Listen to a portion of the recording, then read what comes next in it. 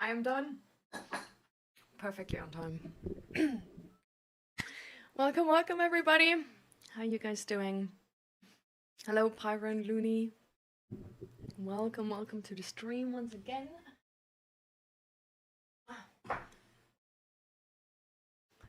How was your weekend? How is your, preparations for Christmas going?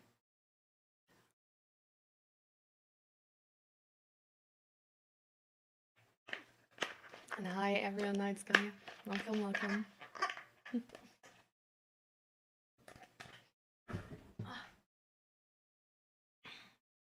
You're doing great, Pyro?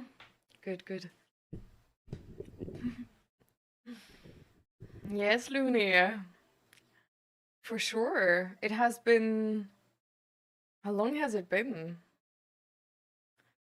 Like a month for sure, right? Since the last time we talked, I think.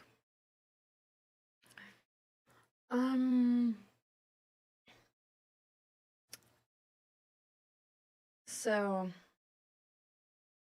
since a month.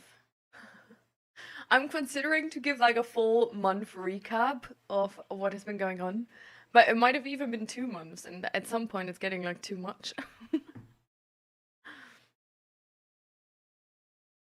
True. I thought in the meantime, oh yeah, that was probably also back then.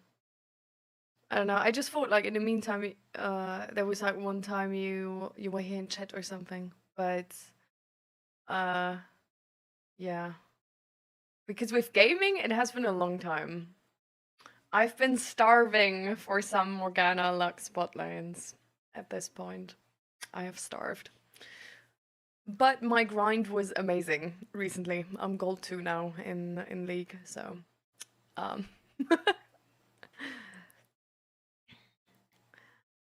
and I've been doing pretty good.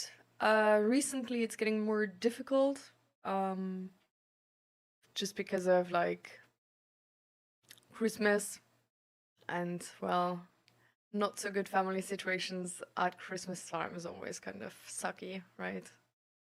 And then yeah.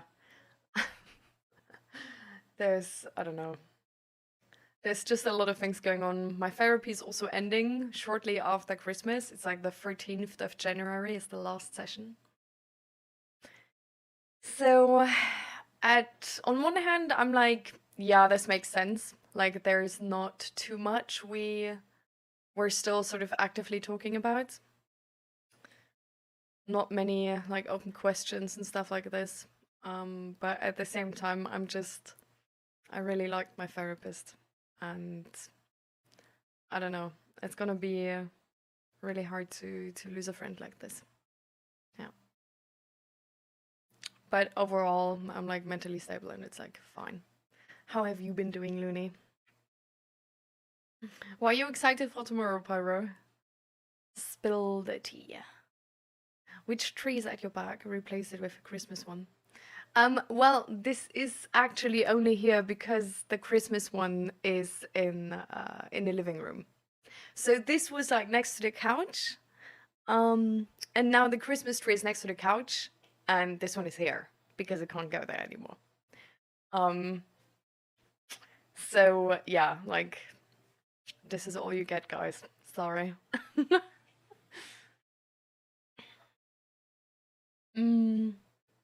But welcome, Dre. How have you been doing? You have holidays now? Let's go. Your preparations are going okay. Same here. A bit like stressful, but okay, sort of. But like, could be better, sort of situation. How is your mental health doing, everyone, nice guy? Which therapy? I have normal like psychotherapy. So, just regular therapy. I've been going there for like 2 years, and yeah, on 13th January, it's gonna be the last session. We've been talking about this since like 2 months or something that it's gonna that we're gonna like sort of get to an end, but it's I don't know, like in the beginning it was really fine for me because I was like, yeah, like it's just gonna, like the talking points are sort of like all figured out, and I don't know, now I just need to, yeah, to live and like see if there's like other things I want to change to or something, you know. But yeah, it's just I really, really liked my therapist. Like we had such good jokes because we're both people which are like really nerdy and really into like studies and stuff. And I don't know, like the vibes were amazing, really. It's the first time in 2 to 3 months that I'm at my PC. Oh my god. So you've been like really going strong. Go to it, that's so great. Yes, I made it yesterday.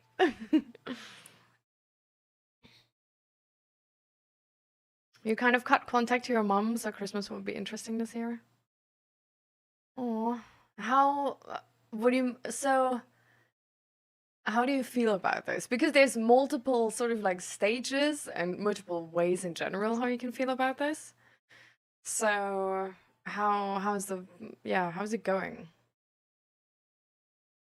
Because I mean, I also don't have contact to my dad, but with Christmas, it's really always sort of this wish comes back that you have like a dad like in the movies. So it's not really like my dad I'm wishing for, but just a like proper dad. Um, yeah, but it's always like a little bit sad to just be reminded the entire time, see like all these families having like such a great time. And I'm like glad for them, like good for them, right? But it's just that like I wish I would have like memories like this. And I really like the idea of like replacing bad memories with like good positive traditions.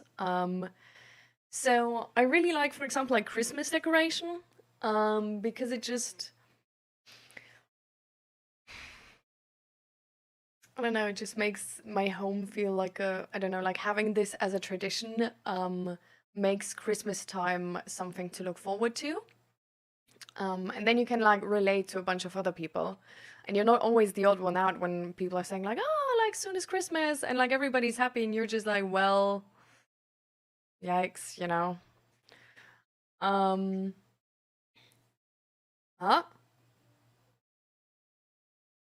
I allowed that message and then Nightbot deleted it. Well, Laren, sorry for you. The Hochart was like triggered like ho, so that's why it's been banned.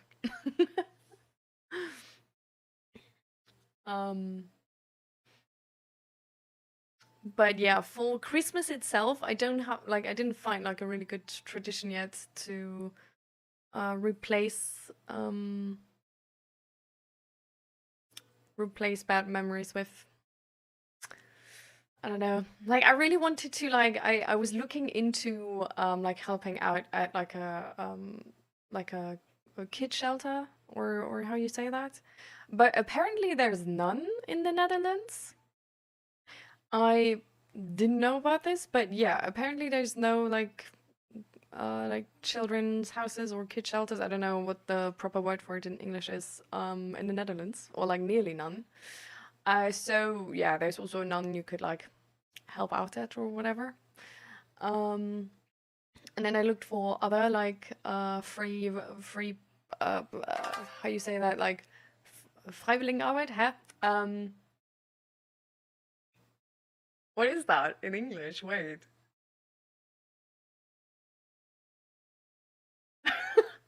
My mind is like freelancer, but that's so far from it. Um, Volunteer work. But yeah, I didn't really found anything.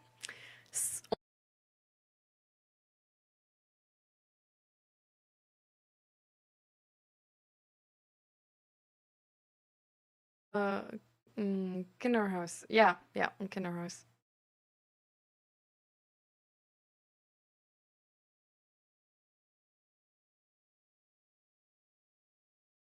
Please try to communicate in English. It would be better for chat to understand. Not everyone knows German. What did I say in German apart from the word I didn't know in English? By the way, like, was there anything? Because yeah, like obviously, I always try to say everything in English. And hi, Dagwigada. Welcome, welcome. That fight, I'm gonna like catch up with a Looney's message real quick. I'm doing relatively well. We're not completely out of touch, but we have a very little contact because that's what I want. She's sticking to it very well, which I didn't expect, and it's only been a month, but I know she's suffering a lot and it hurts me too. However, I know that this is better for me right now, and I'm proud that I've gone through with it. I'm really surprised, like you, that she's sticking with their little contact so well. Usually a very hard thing, especially for like parents, right? But I'm glad. I'm really glad for you. Like it's really important to know your boundaries, and it can be really hard to sort of like enforce them. But I'm glad that you did. So have you noticed already how it's like going better?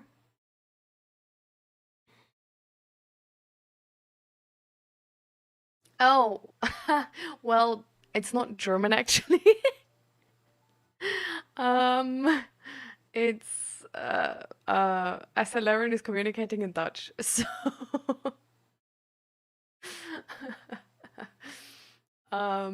but yeah, anyways, Nightbot banned it. Um, but yeah, so that is clearing up the misunderstanding then. Yeah, it's Dutch. And it was just like, how are you doing? So I would have usually like when anybody like says anything in a language I know, but like to chat is maybe unknown, I will translate it too. But yeah, in this case, because Nightbot was like super fast, I didn't. Because even I don't see the message anymore, actually. So yeah.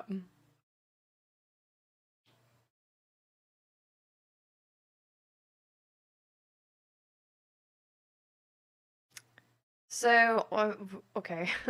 So Middle East and Syrian, I hate discriminate against my people and against Arabs, Muslims generally. I love them so much. What would you describe my situation? Um, Isolated? Hateful? I mean, well, okay. Like, but like, what's the point of it though? Like, how does it even serve you? Like, it just seems like hate is usually really just energy way. Like, would I be called a racist? I mean, if you discriminate against people just because of their like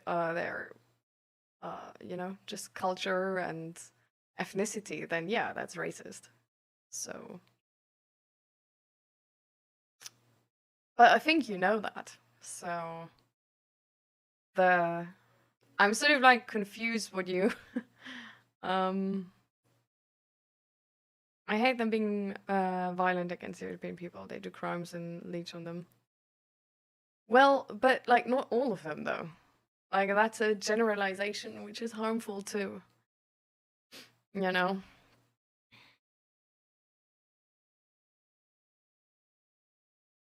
I know it would confuse not all but most. Yeah, so I don't know. Like I don't think this is like I get it that like some people are like it's not really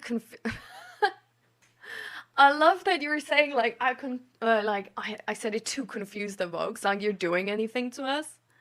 Because I mean, us being confused about your situation doesn't really have anything to do with our situation, right? Like we're perfectly fine still with the life we have. This is a mental health stream, so I'm confused how to help you. So this is entirely about you, you know? Like if you, yeah, so like the drift that you probably don't really want help, or that you, yeah, I'm just confused. Like, do you even want help though?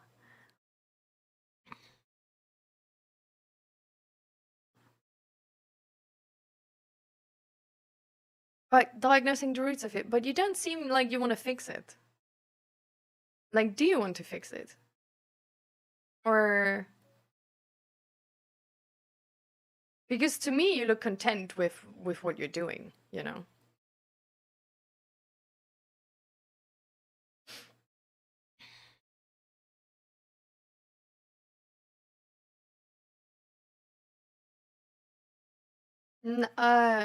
Dray turn gray, politics and religion is actually also with part of the stream. Like it's fair to talk about it.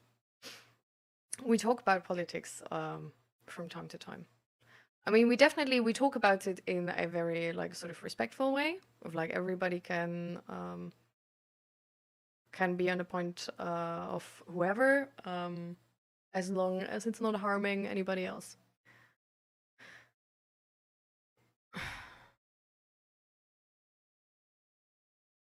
Okay, so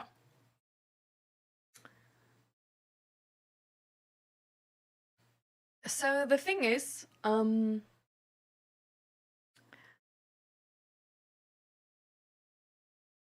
why do you think you have headaches because of it? Like, do you have headaches because of the bad situation and you want to fix it? Or do you have headaches because, like, how do you know that your headaches are related to this? What is the, you know?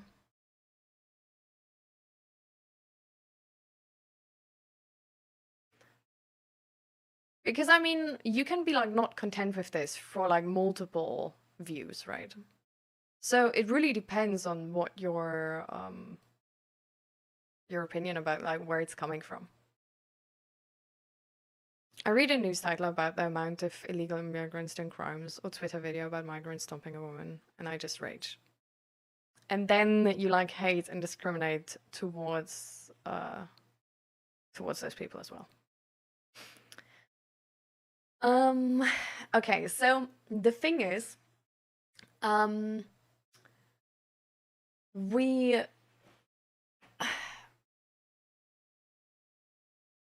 absolutely understand why this causes like a lot of emotions. The annoying part though is that the amount of like illegal migrants doing crimes and stuff like this is a narrative which is being pushed on the like entire world actually. But if you look at the statistics, I haven't yet seen any place where this was true for, where migrants were actually doing more crimes than the normal regular folk living at whatever country. Like we looked at this for like Texas, so America, and also for Sweden, which sort of is like a was for us sort of like a representation of Europe. So it depends on where you get these news from, right? And what country it's about. But it might not even be true. Like, that's all I'm saying. Like, there is, like, the media we have nowadays is very in this sense of, like, if you make it sound bigger or more dangerous or just more important, then more people will click it, and that's gonna give you views and stuff like this, you know? Or even, like, gonna give you a vote, and then, like, politicians use it. And this is a thing we like know from YouTube as well, right? Like if you make the thumbnail like really, really good and you're gonna get like way more views. Essentially, this is the same situation with like all our media right now, and even like what like politicians say. So it's really important in today's day and age to actually check if this is true or not, because specifically social media with this algorithm of showing us the things we like, but it's not really the things we like though, you know? It's the things you spend time on. So essentially you getting rage baited by the algorithm, you know, is like the algorithm is like taking that as like, oh my god, amazing. We like only gonna show you this content now and gonna rage bait you the entire time because we want you to stay on this app as long as we can possibly make you stay on this app. And if you, for example, don't comment or like read multiple times through or watch multiple times or argue in the comments with somebody on positive posts, but you do that with somebody on negative posts, you're gonna get like way more and more and more negative posts, you know? So that's the first part. Like getting actual valid information today, really, really hard. So this level of fear and rage we have, where we feel like, oh my god, the world is going to shit, like everything is so bad, it might not be as bad. Like the fact that we think it's really, really bad is already sort of like bad. So it's not good either, right? But it's like, it might not be as bad as we think. Because of the information is just like biased. Like we don't hear any positive news, we only hear the negative news. We hear a lot of fake news as well. So there's just, it's really hard to get like proper information.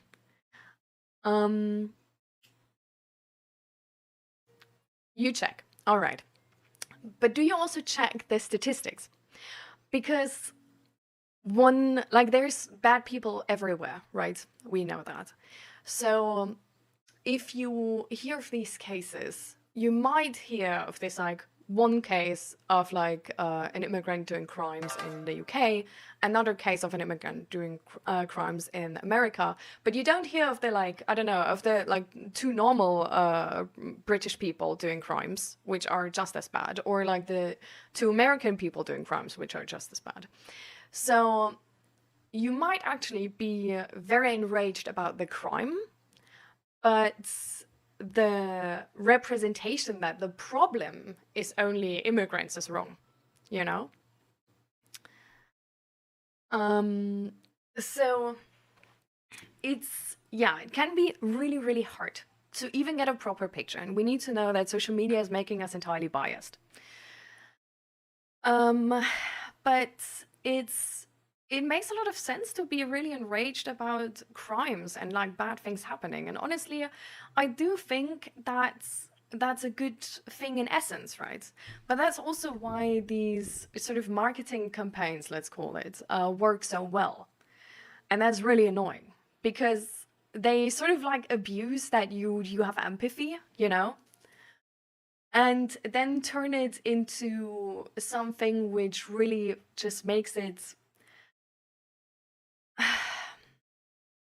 yeah, which make you work for them, essentially.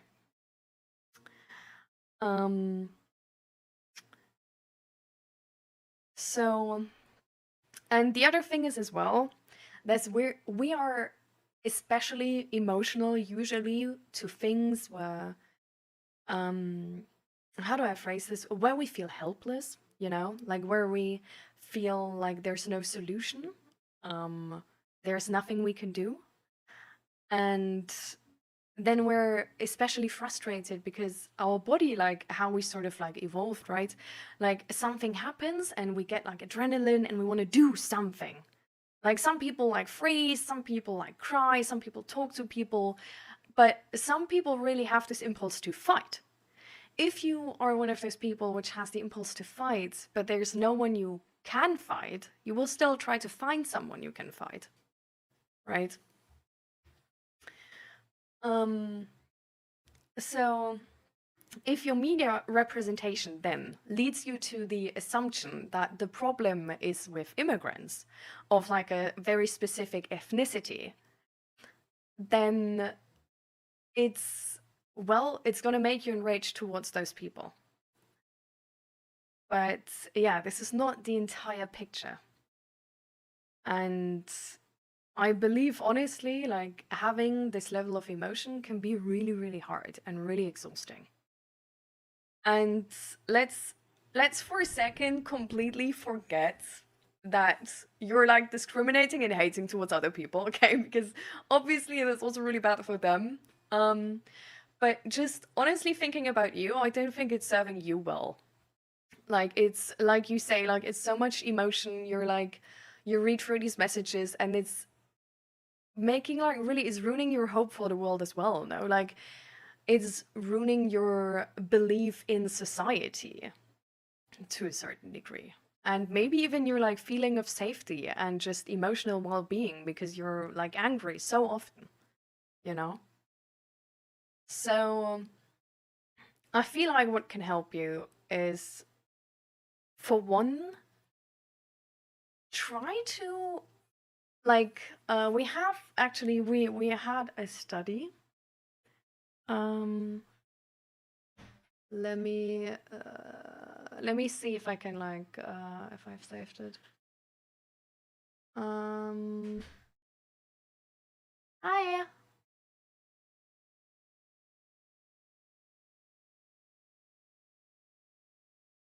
Where did that open? Nowhere? So this is on...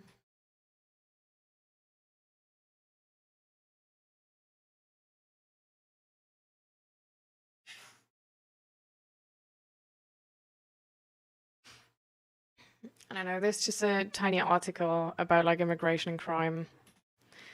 But there's, like, many more. I have, like, the study from, like, Sweden was actually, like, really amazing, but I don't have the link right now. But yeah, so the first thing I feel like which is gonna help you is understand that the thing you're enraged about is actually not migrants, but just the crimes. Like, crime is really shitty and sucky. Because then you can actually do something about it. Because honestly, like, that's like the annoying part with, like if you're sort of like if you're stuck in racism and you're stuck in that belief that it's one specific ethnicity, which is just bad, you know? The solutions are all, well, not good, you know? Like, the solution, like, you can think your part to what the solutions offer in that regard. But if you understand that the problem is crimes, and you want to do something against the crime rate and these specific crimes, and you, for example, like, you want to, like, keep children from being groomed and, like, save women from being harassed and stuff like this, there's a lot of things we can do all of a sudden, you know? And then we can be more than the, like, keyboard warrior at home, but we can actually change something. And that's honestly gonna feel way, way better if we do. And it's also gonna help us to connect with the reality of this situation, because in doing so and actually being part of the solution, we probably gonna become part of, like, a better information network about this as well. So this is the advice I'm gonna give you, like really research what you are enraged about actually, because to all of my knowledge, the crime problem is not an immigration problem or a, like, ethnicity problem. Like, all research I have been seeing is that it's literally, like, a combination of, like, just propaganda essentially about this and crimes in general. And we're, like, enraged about crimes, and then we cherry pick the crimes from migrants to make the people feel like that's the issue, instead of looking at our system and being like, actually, the issue is that people are poor. The issue is that people are scared. Because technically, you know, you are on the, like, on the best path to actually becoming and, like, doing crimes yourself. Because if you feel so much hate and so much rage, you know, you're the first person who's gonna pull the trigger on somebody else. So essentially, these fake news and pointing them at, like, pointing the problem at people instead of our system and how we can help is putting you in a very hot spot in that moment. And I don't want to see you in prison, you know? Like, I don't want to see you hurt anybody else, of course, but also that would, like, this is not changing anything. Like there is sadly like the solutions is to create better systems to help integration, and like if that's really like if you want to be in that migration bubble at all. But in general, honestly, like social solutions are really, really good at crime prevention. So if you look into studies of crime prevention, you will probably find out that financial support for people is really good in crime prevention. And not only that, for example, also like really good abortion laws are good at crime prevention, because it means more just wanted children and not unwanted children which are hated by their parents from the first minute they took a breath, and then just carry that hate with them.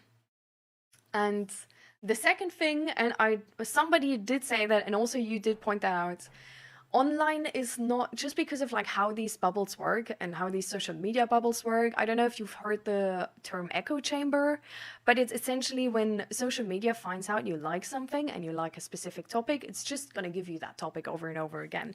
So it's not like a proper representation. I've been going into this before already. So just generally, you can either try to actively work your way out of that echo chamber, but it's going to be a thing you do for the rest of your life, because that's just how algorithms work. Or yeah, just spend less time online and spend more time IRL actually listening to people.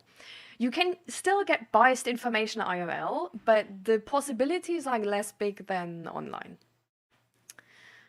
And yeah, if you then looked into like what actually is crime prevention, you also know what you can do, you know, like you know that, I don't know, like you can, for example, like volunteer at a local center, or just help people work their way out of an addiction or something like this, you know? Like there's a lot of ways you can help. And if you're especially enraged about, for example, like grooming and stuff like this, you could, for example, try to push for regulations that children know their rights, because this is honestly a thing which contributes to grooming, that there's little systems for children to actually report something like this or even know that it's happening to them. Like, children are so vulnerable to this situation because they're not aware of their rights. They're not aware that they can get out of these situations. They're sometimes not even aware that it's illegal and that it is grooming, right? Like, they are not long on this world. They just don't know better at this point, and we can't expect them to know better, but we can be there as a system to help them the moment they understand this.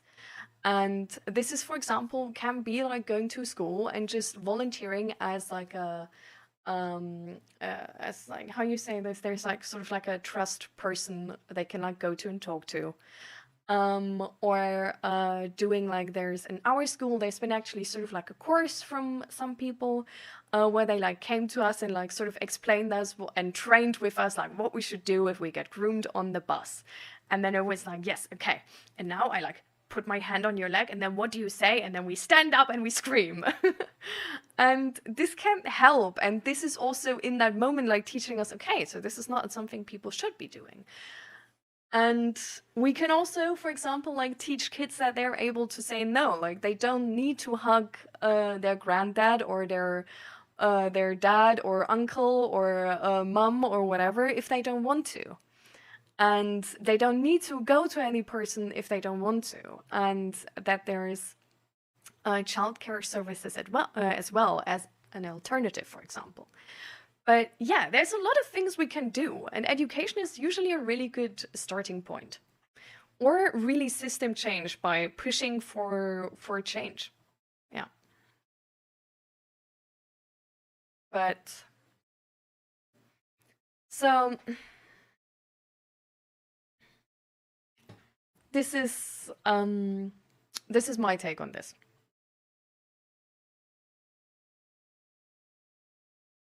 It can also help, that's the only last thing I just remembered, it can really help to find out and know why you're specifically enraged about crimes like these. Like sometimes there is a personal connection, which goes from like personal experience. And I don't know, like wishing there was somebody to help you. or something. So let me read through everything, guys. Oh my god, Esther, you enjoy your steak, jeez.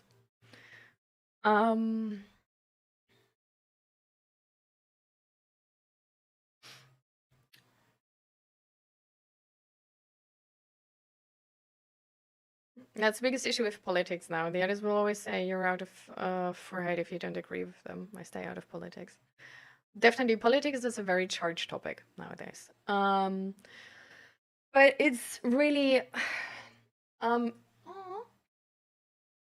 There was a tiny bird just landing on the like balcony, tiny blue one. Politics is a really charged topic right now, and definitely, especially with, for example, like family and friends, where there's people from like entirely different beliefs. There's one thing I can really recommend, which works in these situations, because I do think we need to be able to talk about politics. If we're not able to talk about anything like this, there's no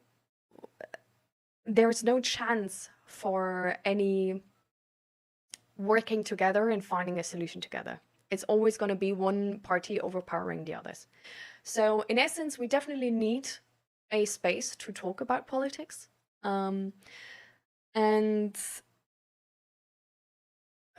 the thing I can recommend is trying to talk about it through emotions instead of facts. So if you talk to a person where you feel like facts is not something you really agree on, and you don't really even agree on what source is a good source and what source isn't a good source, if you like just talking about emotion can really help to sort of find a, I don't know, sort of like a be on the same page in the beginning, at least, you know, and then you can sort of like go out of there. But to get on the same page in the beginning, it's really good to talk about emotions and leave any facts out of it.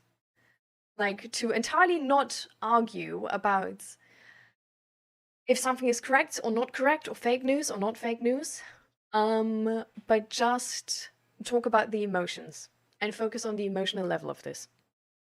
And just be like, I'm scared for our future, depending like because of how the government is shaped. Like it's worrying me how people, for example, hate each other, or it's worrying me how there's only like sort of like black and white and like nothing in between.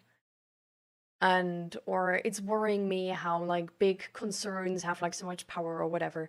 Like yeah, just sort of like expressing things as not like this is like a hard truth and like if you don't agree with this you're crazy, but just being like this is my emotions towards that point, and like see what the other person does. And if you talk to a person and they like don't sort of like instantly like get into this, trying to understand their emotional level in that moment is the next step. So if somebody then like returns with whatever like logic you don't agree with, and then like emotions, just try to understand the emotional level. And hi Sigebertus, welcome.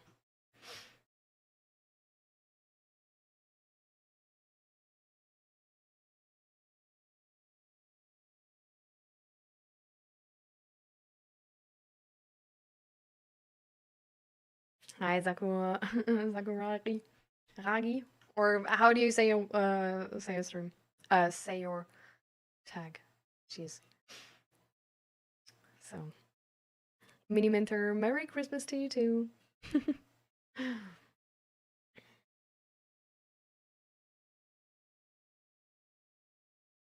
Craziest thing is the people nowadays supporting lies and just go along with the lies anyway. Politics is just about fooling stupid people.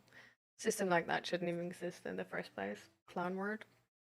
Yeah, but that's like how we can like do stuff, like, right? Like we can push for policies and really try to help lawyers to stand up for the little people. But yeah, it's change which, well, it's like you can't change the whole system like this. It's just like I'm not gonna tell you guys like, oh, if you just start like believing in it like today, it's gonna change tomorrow. Like, no, that's not how it's gonna be. But I'm just gonna say like this: if we never try to change it, it for sure won't. It for sure won't. So we can sort of, just try to help and try to do something, however much we can and feel comfortable with. I haven't heard of the fair world hypothesis.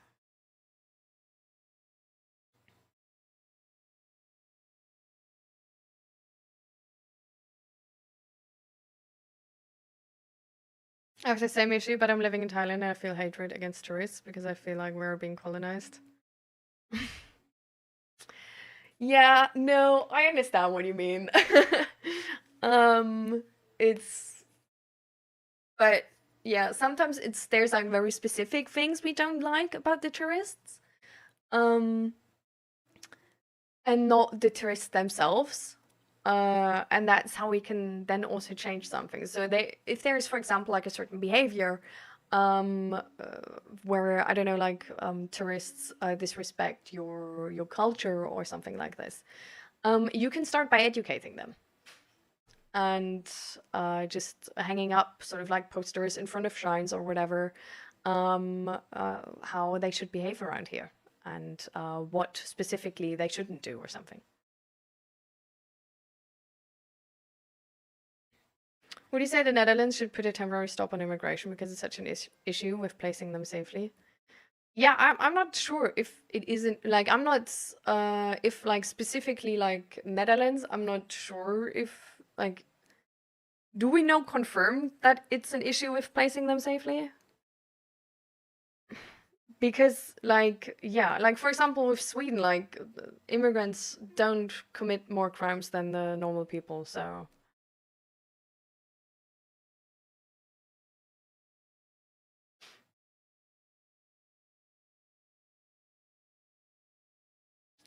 I hear people sleep outside because there's a housing problem. Oh, so it's more like maybe like put a stop on immigration because we literally don't have enough space to like give everybody like an apartment or something like this. Talks about billionaires, huge companies moving to, I think it was either Thailand, Singapore, maybe Malaysia, pay less taxes and other things. Cost of living increase for those who were born there and becoming unaffordable. Yeah. Yeah, this is not only like Thailand, right?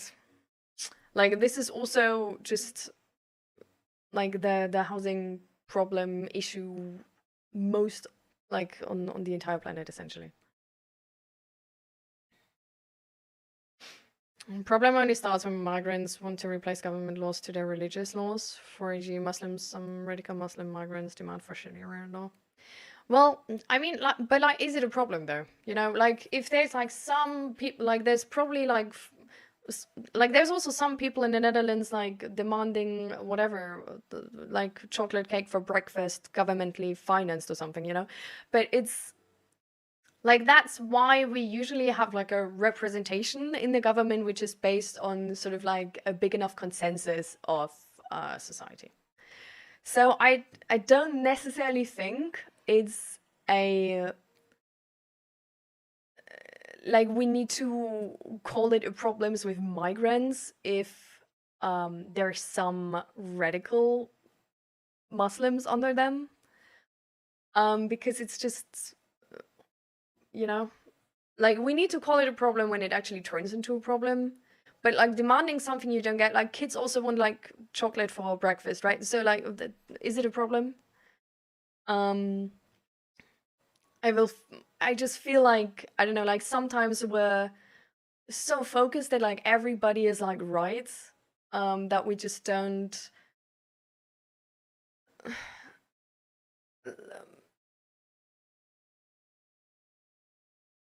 like, of course we should have the education, and we should definitely have a system in place where like crime of like any type is getting reduced radically. Um, but yeah.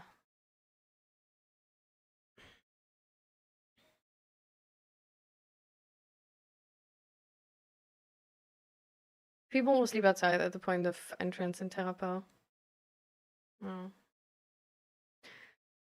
Yeah, I feel like if there's like an housing problem like this, yeah, I guess like migration maybe shouldn't be stopped, but just like at the border, like those people should be told like, hey, we have like such a big housing problem, like, geez, like, are you sure you want to be here?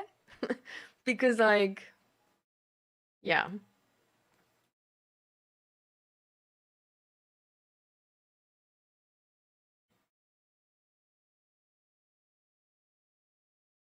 No, in one of those specific countries I named, they have specific laws, policies in place that saves the big companies and billionaires far more money in taxes, etc., compared to other countries, and that's why they're going there. Yeah. So if it's about the big companies, though, then it's not really about tourism, right? Or is that just like the big companies and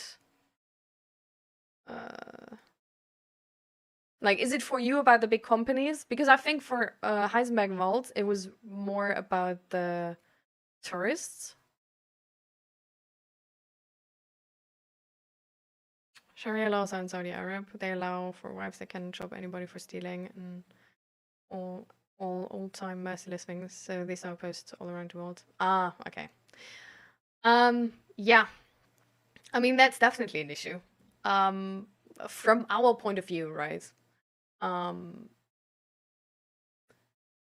I don't necessarily like, I don't know, I just feel like there's for sure also people in like Saudi, like, so the argument was exactly that it's a problem when some people want this law. So I feel, yeah, like it's definitely a problem when people turn like radicalized to the point that they're like feel entitled to well, to others' rights. I don't know how to like better, like more objectively phrase that, but it really is. So there's definitely, but I think the thing we can like really just do is like, because it's a different country, right? Like we can't really change their government. Like our politicians can talk to them, and that should be like, I don't know, like that would be really good, you know. And I don't know, like our government could, for example, like enforce some type of uh,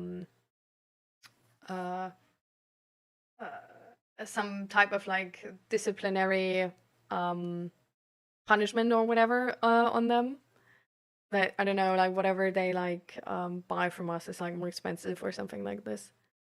Um, but I think the problem there with like Saudi Arabia is that like the EU, I think, is getting like oil or something from them, so they don't really want to, you know, they don't want to mess up that relationship.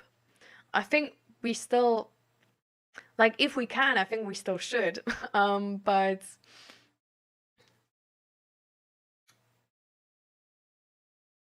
it's definitely a more complicated issue if it's like an entire country, right?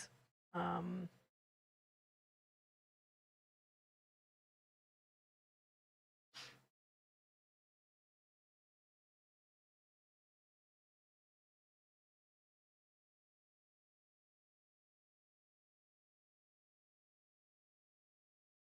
and what do we have in the North Sea?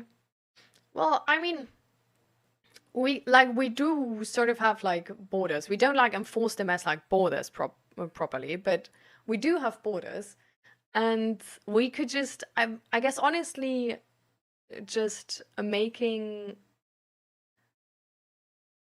like showing it in the news so that people know before they come to the Netherlands would be really helpful. To be like, hey, like don't come to the Netherlands, like we have this housing problem. But then like at the borders, just having a sign or something would already be something, you know. But we definitely need to fix the housing crisis anyway. So I don't think it's necessarily a problem with migration. I think it's definitely more of a problem with like, yeah, just prices being way too high for any type of house, and rich people buying a lot of houses. Yeah. So again, like with usually like with all issues, it's usually really the system and not a person or whatever. Becomes identity crisis because migrant ask Native women to cover their bodies when you follow migrants' culture. They don't want to follow the culture they're migrated to. I don't know. I haven't really seen that yet. Like, just from like personal experience, but I also don't. I don't know. Like, again, like it's if like, so if they ask their wives, right, and their wives agree full-heartedly, then that's their thing. If they ask just like a general society to change like this, then yeah, this is something they can ask, but nobody needs to adhere to. And I don't know, then it's just again like our government is made and sort of like decisions are made by just a government which is supported by most of the people. So it should still represent the opinion of most of our citizens. So as long as not most of our citizens get to that point of demanding that, then it's like doesn't really matter, right? If there is like crime happening because of this, because when people say no, then I don't know, they fucking stab you or something. Like, okay, that's an issue. And then there needs to be like proper crime prevention measures. But it's not really a thing where like we get to a percentage or like consensus that it's all migrants, or that it would be viable or reasonable to enforce anything for like anything like negative for like all migrants. Like sure, you can like see like, okay, crime prevention or whatever, like for better integration, we're gonna give out, or like we're gonna have them go through like free education in the beginning, that they like learn the language properly, that they're educated about our religion, that they have somebody who's sort of like from their religion sort of like helping with the integration with like our norms, right? So due to vote banks, I'm not sure. Like I haven't seen this. Like, do we wear hijabs anywhere? Like, no, right? Like I don't know. I feel like this is something where like I'm like, this is a generalized statement which is putting migrants in a bad light. And I don't think we have enough evidence to make this a generalized statement.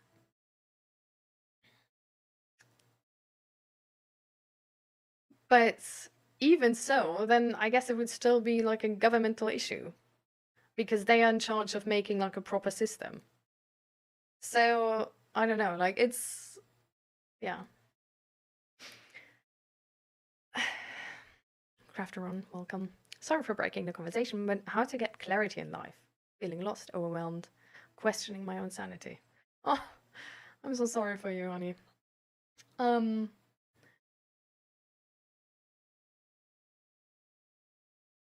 So I guess it depends a little bit on your specific situation, right? But honestly, try journaling. Like, what's like, take out some paper, you know, a pen, and just be like, what are you confused about specifically? Like, what do you want to figure out? And then just go at it, you know?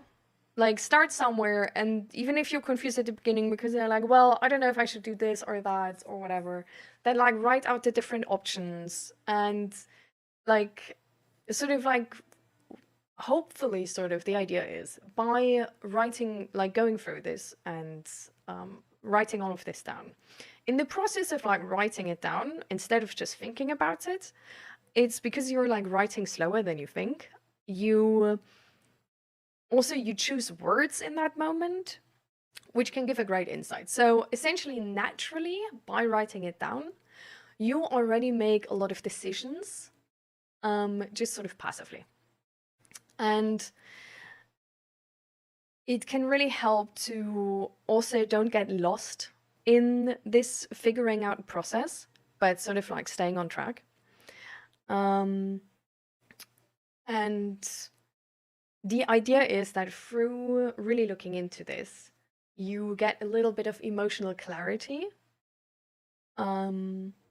Because you just like, whatever you write down, if you're like scared of something, like really like, why are you scared of this? If you're confused about something, what is specifically confusing about it? Like try to narrow it down if you can. And this can go on for like, I don't know, like an hour, 2 hours or whatever. But this can really help. And if you have a friend or something, also just talking to friends, sharing that you're lost and that you don't know what to do about something. Like if it's like a very specific situation or a very specific decision, then this. If it's more of this like general thing, then it's really trying to figure out what the root of it is. And this is with journaling that can really work wonders. Because then you might notice that you're confused because there's multiple options on the table, or that you're confused because you like society is telling you to do one thing, but you want to do the other thing, and you're sort of like stuck in that conflict of interest. But it's going to give you clarity for sure. And if that doesn't help and you want to dive into it in the stream, we can also for sure do that if you want to.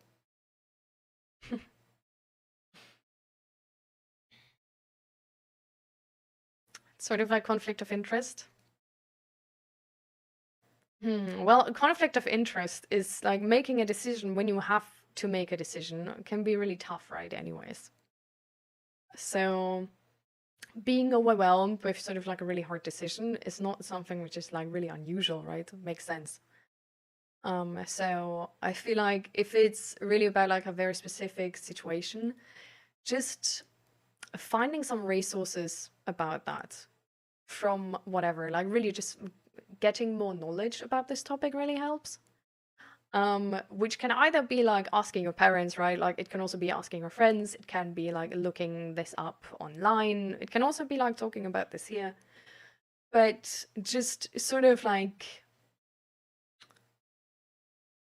getting more clarity about the question or the decision specifically you want to make can really help to feel like this feeling of being overwhelmed because you don't know what to decide, because then you might have already the information where you can make a good informed decision.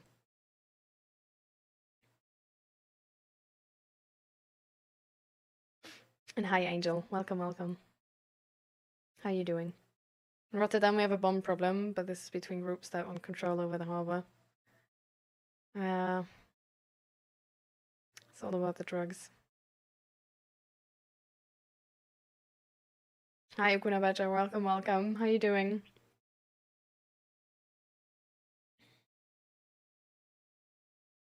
And hi, Batu. Welcome. Germany's interior ministry has banned extremist groups such as Muslim Interactive for opposing Germany's democratic order and calling for caliphates. Following actions against groups like this, yeah. So that's already good, right? I think like banning groups is like one thing. We should also sort of like get to the root cause of this, which is, well, for example, like can be helped with more education or better, like more help with integration, right? So I'm always for like crime prevention measures which are helping people from even like getting into that category. I think I journal. Yeah. I mean, journal first, right? Then you like know what like.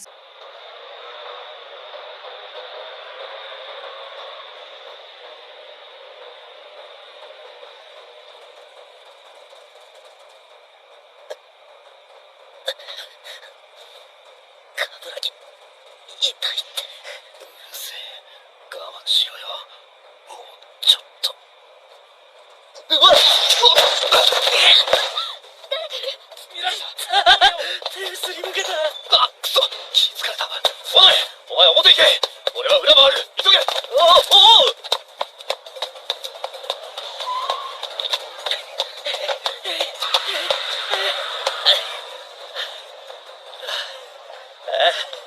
行っちゃった。逃げられたか。なんだよ、俺は走ったぞ、必死で。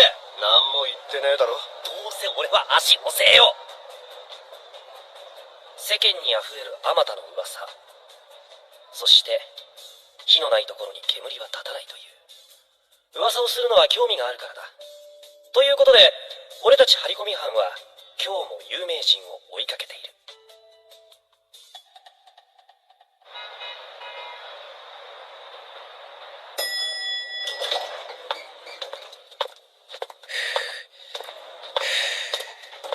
もうちょっと台がしっかりしてりゃ取れたのにな。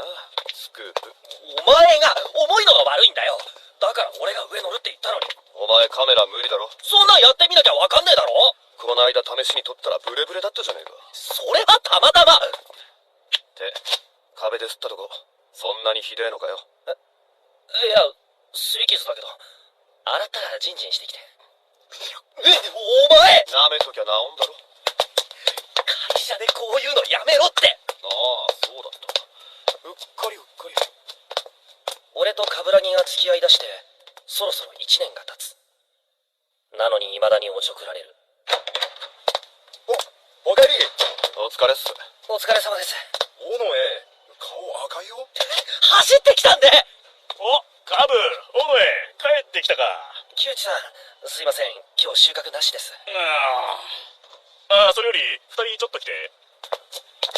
なんすか？今日から新人入ったんだけど、お前ら挨拶の時いなかったからさ、紹介だけでもしとこうと思って。新人？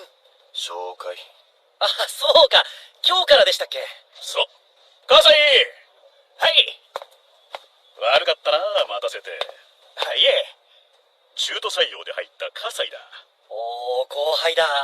葛西、こっち冠城と尾上だ。葛西です。よろしくお願いします。ああ、こちらこそよろしく。どうも。なんか一瞬すげえ目あった。明日からこいつ株につけるから、今日中に顔合わせできてよかったよ。なんで冠城？こいつ文章書きだから、コンビ組むならカメラだろ。葛西、ここ来る前も他誌で2年ほど記者やってたんだよな。はい。ってことで、尾上は記事作り出してから見てやってな。はい。じゃ、葛西もそれ終わったら帰っていいぞ。はい。おい、何ため息ついてんだよ。めんどくせえ。なんで、やっと俺らも先輩なんだぞ。何が嬉しいんだ。嬉しいじゃん、先輩って響きが。何が？誰もそんな呼び方しねえし。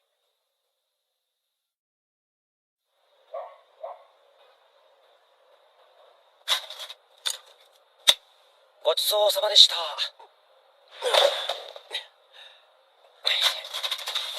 お前、新人には優しくしてやれよな。いきなりやめたらお前のせいだぞ。ああ、そうね。優しくね。適当に返事すんな。つうか、寝る前に食ったもん片付けろよ。まあ、でもあれか。人手増えたってことは、今より休み取れるようになるってことか。だな。最近休日出勤多いもんな。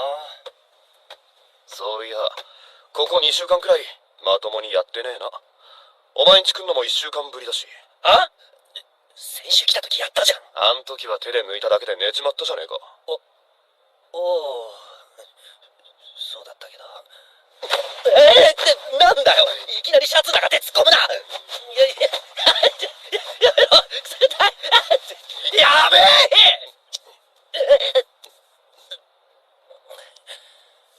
今日も疲れてんだろ。さっき寝そうだったくせに。今日は疲れなんとかってやつ。風呂入れたのに。じゃあ風呂でやろうぜ。のぼせる。ぬるくして。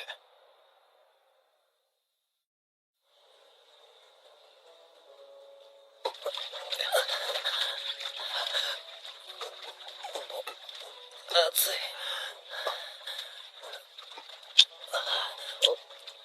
お湯入ってくるから終われよ。エロ。けど明日からまたしばらくできねえぞ。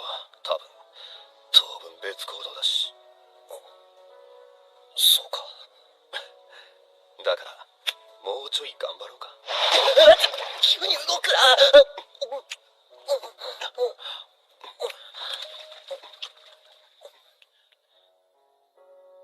俺たちの仕事は不規則で、コンビで同じネタを追っていない限り、次いつ会えるかわからない。でもまあ、今冠城との間で心配するようなことも特にないし、仕事が忙しいのはいいことだ。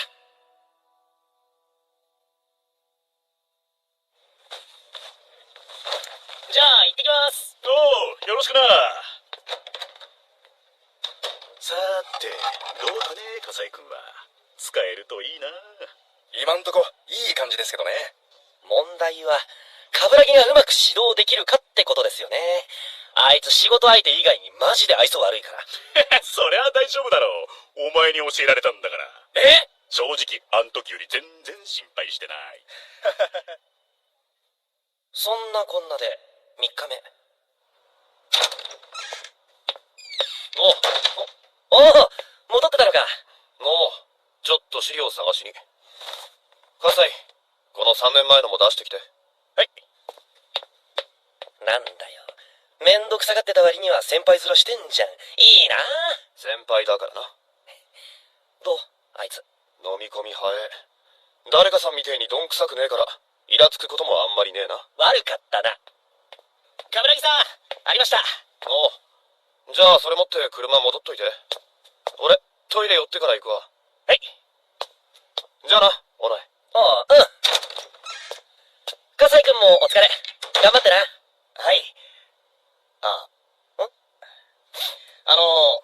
小野井さんって、この記事書いた人ですよね。ああ、うん。冠城と組む前のビル火災の記事。どうしたそんな古いの。インパクトすごかったから、勉強のために持ち歩いてて。マジでありがとう。それで、これってやっぱ取材とか大変だったんだろうなって。ああ、それな。偶然知り合いの子であって、一番に話聞かせてもらえたんだよ。なるほどね。ありがとうございます。参考になりました。じゃ、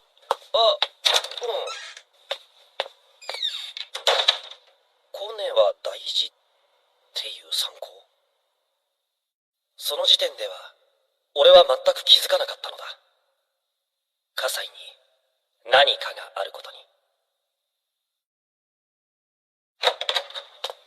お疲れ様です。お、小野いいとこに帰ってきた。手伝って。なんかあったんですか？それがさ、いきなりいいネタ取ってきたんだよ。こいつが。うちがいけねえとこに葛西の顔が効いてさ。なあ、カブ。はい。こいつの顔相当使えます。何言ってんですか。冠城さんにはかなわないっすよ。いやー、うちに入ってくれてよかったわ。そんな、お役に立ててよかったです。それで俺は何をすれば？ああ、そうそう。だから来週号にこいつのネタ入れっから、原稿見てやって。明日締めのやつ。はい。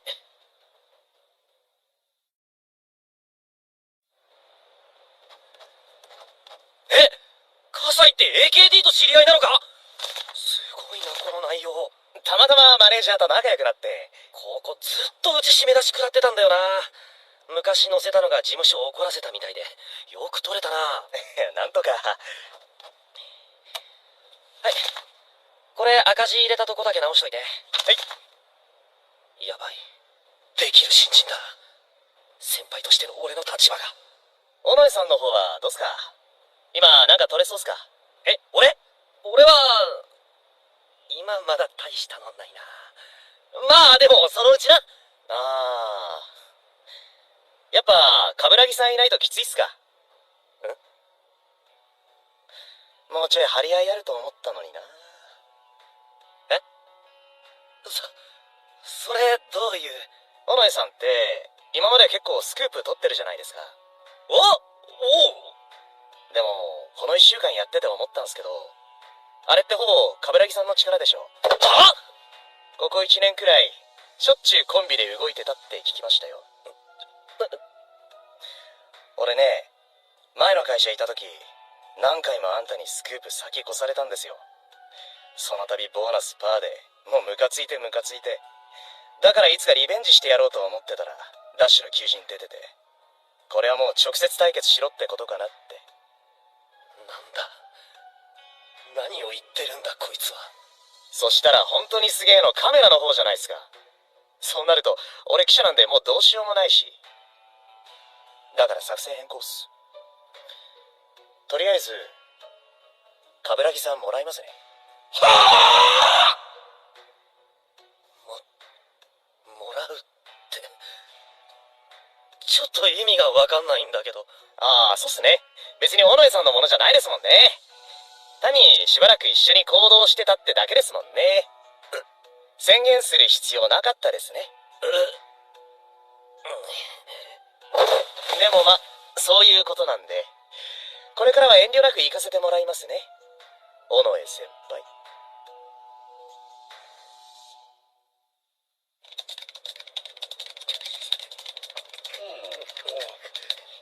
なんかあったんですか？尾上、すごい気迫だけど、さっき戻ってきてからずっとあんなんなんだよな。くそなんだかあいつは。葛西まだ入ってきたばっかのくせに俺の記事褒めたくせに、あれも嘘かよ。クソ、俺が冠城いないと使えねえみたいな言い方しやがって。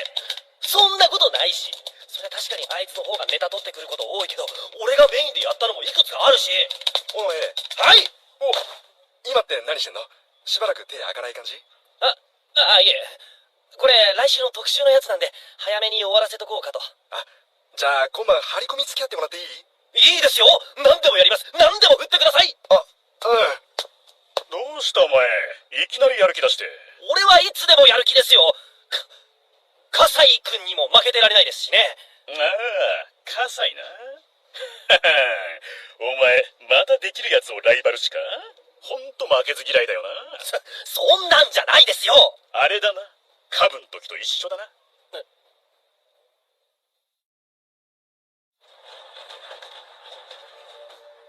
確かに。いやー、やるねー、葛西。即戦力。いや、そんなまだまだです。この調子で頑張ってよ。はい。外面いいとか、みんなあいつの肩持つとか、この感じはあいつと仕事しだした頃に似てるかもしれない。尾上。冠城戻ってたんだ。何？お前、今日まだ上がれねえの？もう帰るよ。でも後で張り込みの交代あるけど。じゃあ飯行く時間ねえか？ある行く。じゃあ車んとこ来いよ。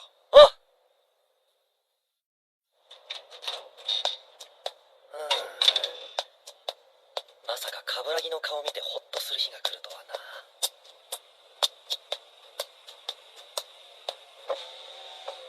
お待たせ。どうも。なんかこいつも生きてってさ。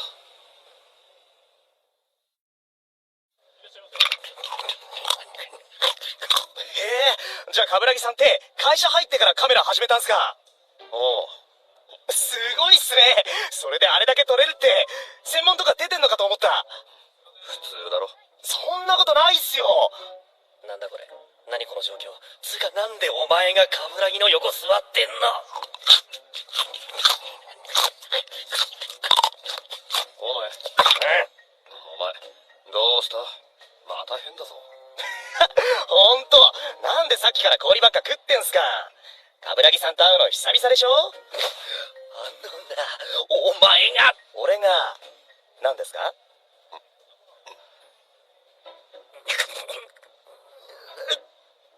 冠城がいないと俺が無能とか、冠城奪うって言われたとか、なんか本人の前じゃ言いにくい。電話だ。すいません、ちょっと出ます。おう。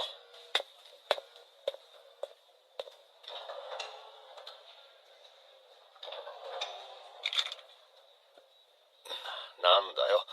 何があった？まあ、単に言えばライバル宣言されたみたいな。は？ライバル？何の？仕事の文字書きとしての。へえ。あいつちょいちょいお前のこと聞いてくんなとは思ってたけど、そんなことになってたのか。うち来てまだ1週間しか経ってねえんだぞ。いきなりそんなこと言うか普通。仮にも先輩にな。そうだよ。お前あんなに後輩できて喜んでたのにな。そうだよ、がっかりだ。でも確かにちょっとうぜえな、あいつ。だよな。けどお前はすげえ言われてんじゃん。なんでうぜえの？邪魔だろ今。あーって。でもよ、ライバル認定されたってことは文章を評価されてるってことじゃねえの？そうだったらどんなに良かったか。違うのか？冠城さん、例の今連絡つきました。すぐ来るなら時間取ってくれるって。お、マジで？悪い、尾上。行くわ。ああ、うん。すいません、尾上さん。お先に失礼します。ああ。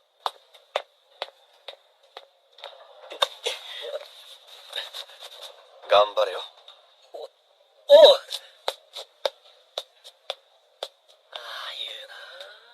たまに優しいのとか卑怯だよな。からしめ。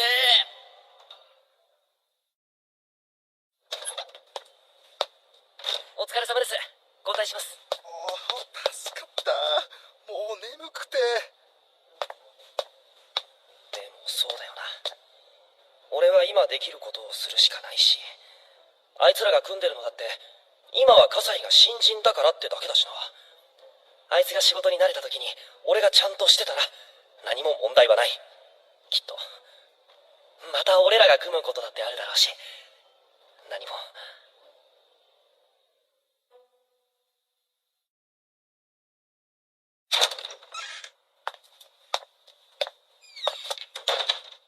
っていうか、なんでお前とこんなによく会うんだ。冠城には全然会えねえのに。そんなの俺が聞きたいですよ。俺は資料が必要だからここにいるだけで。俺だってそうだよ。でも尾上さん、すげえ会社に入れ率高いっすよね。本当にハリハン？記事のまとめよく頼まれるからしょうがねえだろ。ああ、それってやっぱスクープはそこまで当てにされてないってことですかね。そんなことないもん。得意なこと頼まれてるだけだし、多分。いいんすか？今俺らすげえ忙しいんすよ。今までと違って冠城さんが取ってくるネタプラス俺が仕入れた分両方追わなきゃならないんで、家にもほとんど帰れねえし、今にびっくりするくらい結果出しますよ。なんか勝負するまでもなかったですね。結果なんか出るまでわかんねえだろ。そうかな。俺ね、汚れ仕事でも何でもやりますよ。でも尾上さんはそういうの嫌なんでしょ？冠城さんに聞きました。そんな相方いたら仕事の幅狭くなるよな。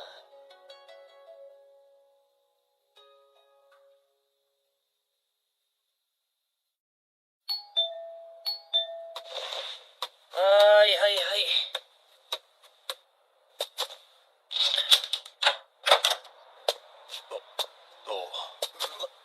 なんだそのクマ。ああ、やっと着いた。近くにいたから寄ったんじゃねえの？いたけど。悪いな、こんな時間に。いいよ、起きてたし。とりあえずシャワー貸して。昨日も入ってねえから気持ち悪い。おう。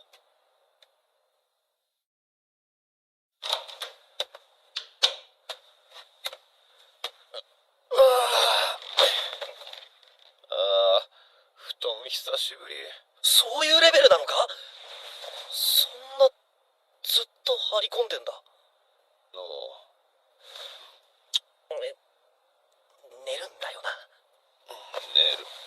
眠い。明日、つうか今日5時に起こして。5時？ 3 時間しか寝れねえじゃん。もうでも葛西も頑張ってるからな。言ってやんねえと。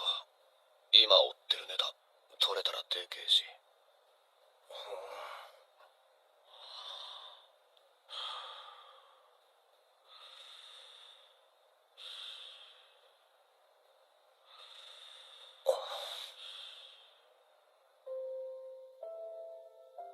そんな相方いたら仕事の幅狭くなるよな。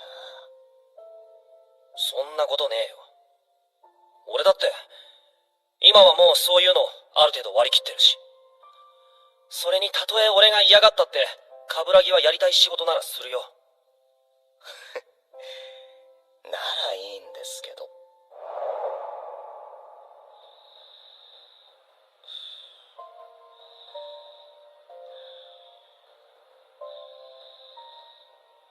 あの時はああ言ったけど、その可能性もなくはないのかな。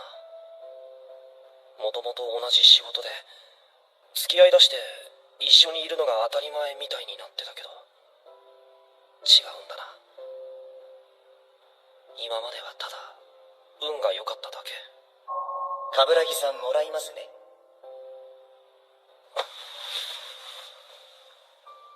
嫌だな。本当にそうなっていってる気がする。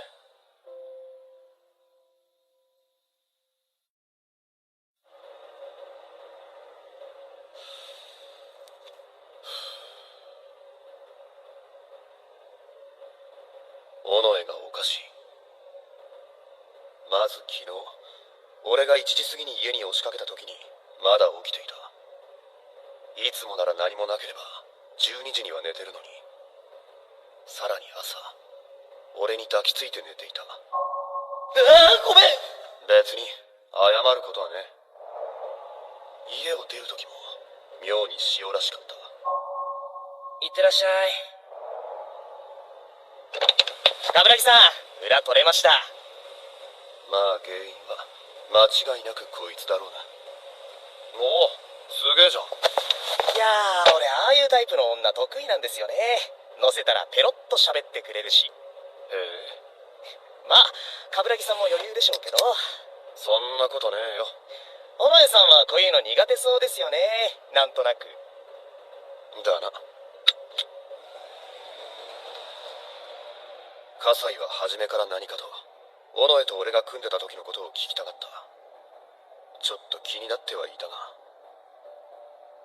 お前あいつのことすげえ意識してんのな。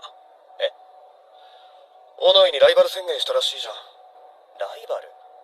ああいや、俺前の会社にいる時にダッシュで尾上さんがスクープいっぱいあげてんのを見てたからずっと憧れてたんですよね。だから尾上さんみたいになりてえって意味で負けませんって言っただけっす。あいつがそんな純粋に近づいてくるやつにあんな嫌そうな顔するわけねえだろ。頑張れよ。はい。で、あのギャルなんだって？はい。やっぱ永田と会うって話してたって言ってました。食えねえなこいつ。笑顔の下で相手の腹を探る。言うなればこの業界に一番多いタイプだ。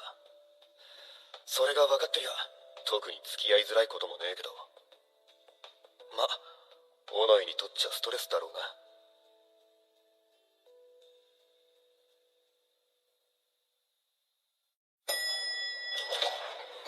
お前先戻っといて。俺自販寄ってくわ。はい。そうだ。葛西、これ。尾上さん、お疲れ様です。どうでした今日の業績は。出たよ、またお前かよ。それで成果は？まだだよ。もういちいちうるさい。あっち行け。そんな釣れないこと言わないで。いや、単純にイラつくなこいつ。何やってんだ葛西。ね、この領収書経理に出しといてくんね。こないだ教えたように。はい、わかりました。じゃあ行ってきます。あいつお前にはあんなあからさまに絡んでたのか。まあな。ほっとけって。相手しなけりゃそのうちやめんだろ。でも俺今日も空振りだったし、言い返せる要素が一個もねえのは事実だ。それは運が向くの待つしかねえよ。まあ今日もさ。お前うち来る？なんだその言い方。来てほしいのかよ。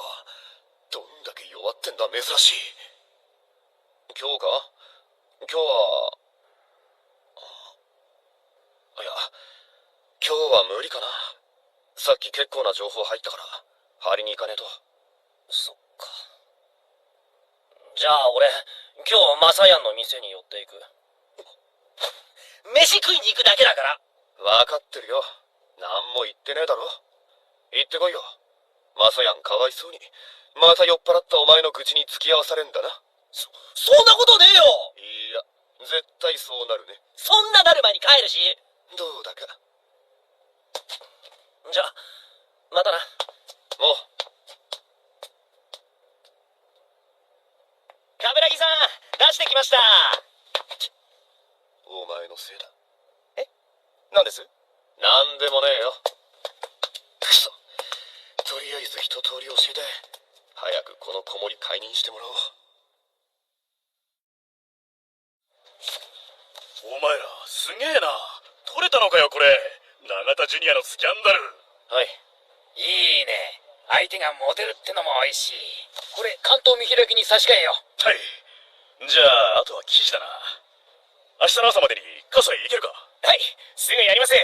マジでお前らすげえな。2週間で2連チャン。はい。よかったっす。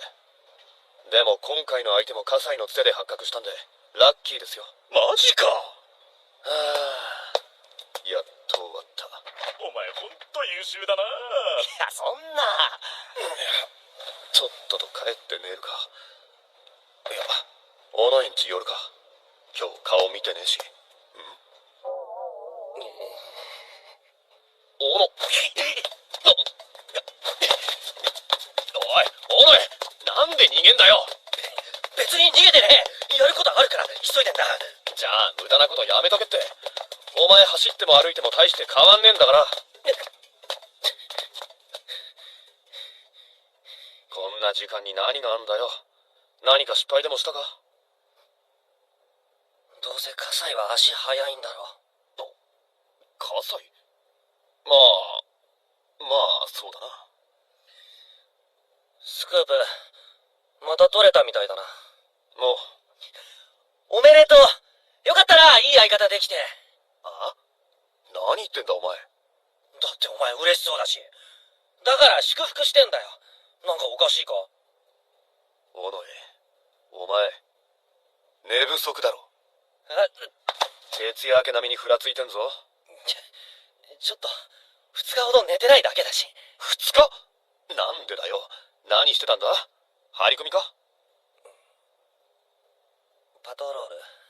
ネタ探しで二鉄とか意味わかんねえんだけど。だって、お前らがなんかどんどんすげえから、俺もそれくらいやんねえとって。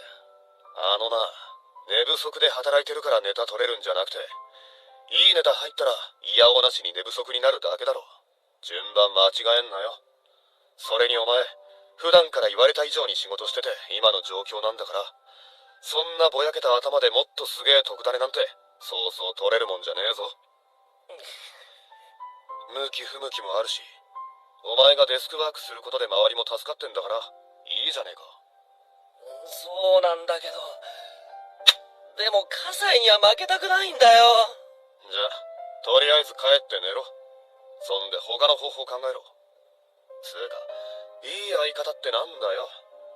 俺がスクープ取れて喜んでるように見えたんなら、それはこれで葛西の研修から解放されるからだよ。勝手に俺をあいつ側につけんな。ごめん。おう、じゃあ待ってろ。送ってやる。つうか、お前んち行く。いや、でも俺は、ここまで来たら、なんかネタ見つけねえと寝られねえ。何の意地だよ。まっすぐ歩けるようになってから言え。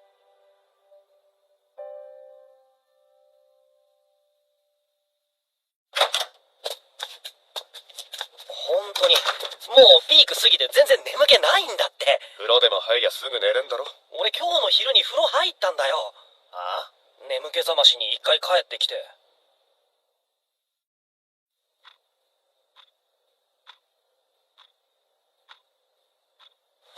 眠くない。ったく、しょうがねえな。何？抜いてやるよ。そしたらすぐ寝れんだろ。いいってそんなの。今そんな感じじゃねえし。いいから転がってろ。気持ちよくしてやる。結構です。もう。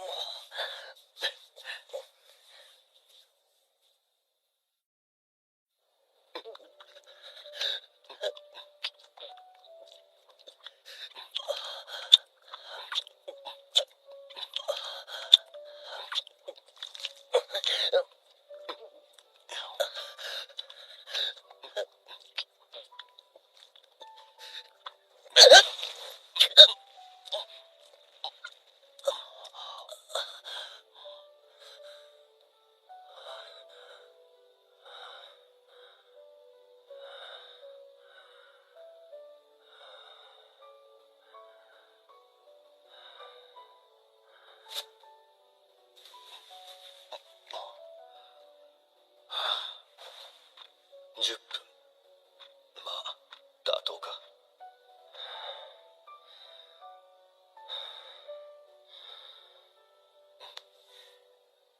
容量悪いんだよな。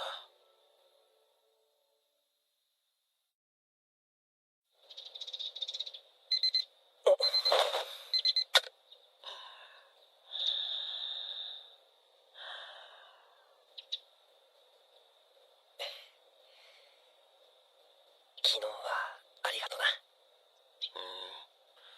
お礼はフェラ返しで。起きてんのかよ。つうか朝から何言ってんだ。だからそのまとめもしますけど、そこの張り込みを俺がします。一人で。大丈夫か？大丈夫ですって。なんか今ならいける気がするんです。じゃあ任せるか。はい。なんでへこんでねえんだよ。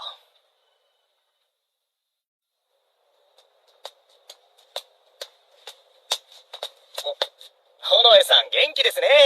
なんかいいことあったんですか？別に。でも今にお前がびっくりするようなネタ取ってくるからな。なんか当てでもできたんすか？お前には教えない。さっきデスクに頼まれてたやつっすか？聞いてたのか？お前、これ言ってた写真。あ、サンキュー。鈴原の張り込み、お前が行くんだって？今デスクに聞いたけど。大丈夫か？あいつ行動範囲広いって有名だけど。おお、でもきつかったらヘルプ出してくれるって言ってたし。そうか。そんだけ元気ならなんとかなるか。おかげさまでよく寝れたし。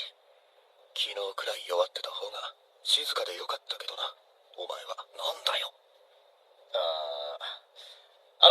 冠城さん、俺たちは今日どうするんですか？ああ、まだ片付いてねえやつは一緒に引き続きやるけど、それ以外はもうお前の自由に動いていいぞ。仕事の流れは大体分かったろ。はい。俺、昼のうちに行っときてえとこあるから、続きのやつは夕方からな。じゃあな。何ですか？いやー、残念だったな。マンツーマン終わりだって。は？お前は冠城とずっと組みたかったみたいだけど、これでフェアになったな、俺ら。でも、俺はまだ一緒に追ってるネタありますから。それもそのうち終わるだろ。そしたら、俺とあいつが組むこともまた増えるよ。それは尾上さんの希望でしょ？くそ。こいつあくまでも俺と張り合う気だな。でも受けてやるよ。今の俺は心が広いから。なぜなら、次の連休、あいつと遊びに行く約束したからな、俺は。久々に普通に休めそうだし、どっか行くか。しかもそんな余裕できたのも、葛西が入ってきたおかげだし。どこ行こう。あいつと遠出すんのって出張以外じゃ初めてだよな。いっつも休日は家でダラダラしてるか近場で飯食うくらいだし、同じタイミングで連休なんかなかなか取れないもんな。お、尾上、ご機嫌だな。なんかいいネタ仕入れたか？もしやさっきの今でもうなんか重要な手がかり掴んだとか？まだ全然これからです。だよな。そんなわけないな。言ってみただけ。ちょっと、そんなわけないって何ですか？じゃあなんでそんなに浮かれてるんだ？彼女でもできた？違いますよ。あれ、図星？違います。やばい、そんなに浮かれてたか。そうだ、仕事とこれとはまた別の話。コンビの座だって渡す気ねえし。焦んのはやめても、ちょっとでもいいとこ見せねえとまた葛西にバカにされるからな。じゃあ行ってきます。ああ、行ってこい。いってらっしゃい。なんであんなのが。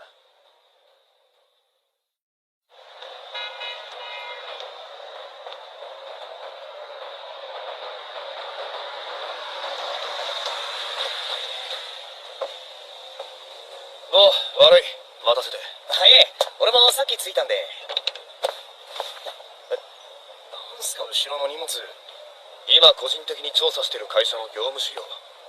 これもらうのに手間取っておくれた。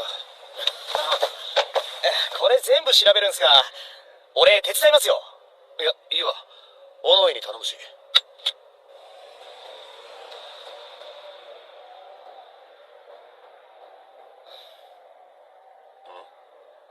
どうかしたか？ああ、いや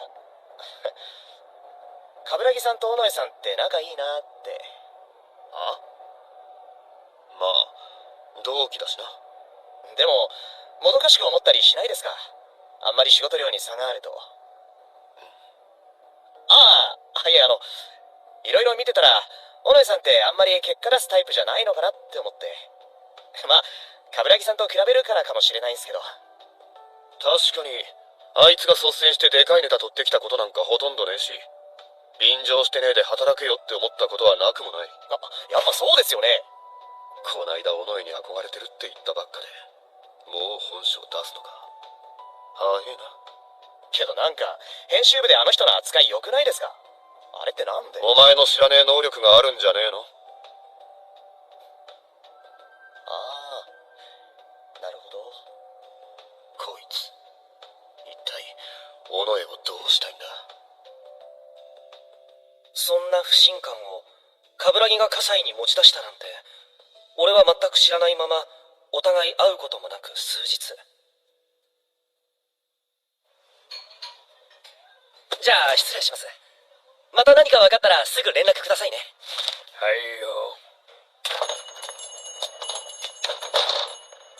俺は何の成果も出せずにいた。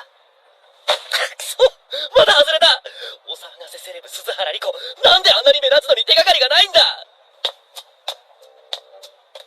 聞き込み始めて3日目。そろそろ出没ポイントくらい抑えないと張り込みもできない。やばい、このままじゃ葛西の予言が当たってしまう。気持ち的にはいける気がしたのに。くそ、もう一回洗い直す。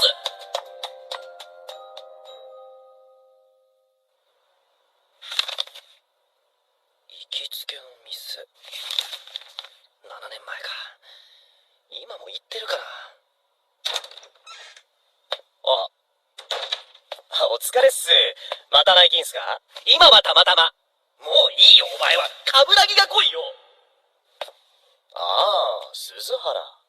てかまだ雑誌収集ですか？進展してなさそう。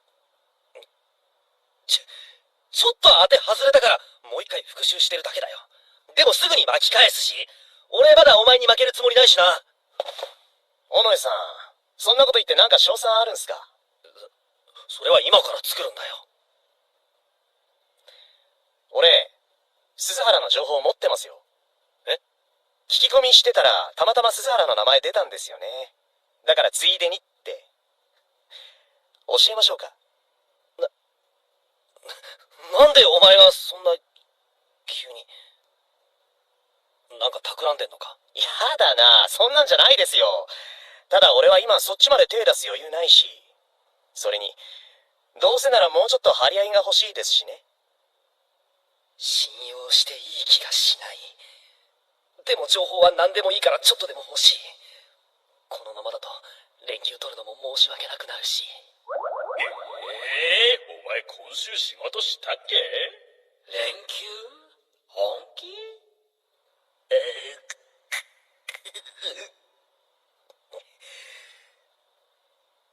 情報って。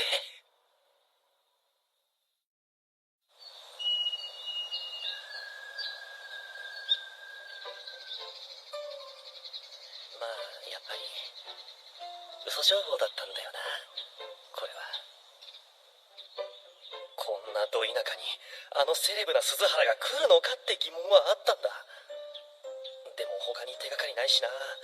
人目避けるために意外なところに現れるってのはある話だしなと、ここでたまに通りかかる住人に聞き込みしつつ張り込み3日、村の駐在さんに職質を受けた。お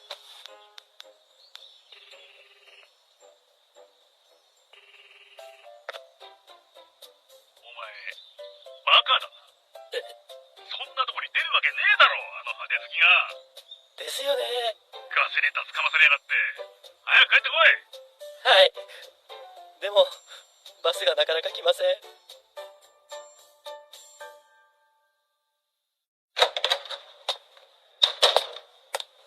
おーのまったく無駄な時間だったな。はい、すいませんでした。そんで今からどうすんだ？今鈴原レギュラー番組の収録してるはずなんで、とにかく本人追跡して手がかり探します。おう、踏ん張れよ。ちんたらしてっと他社に持ってかれるぞ。はい。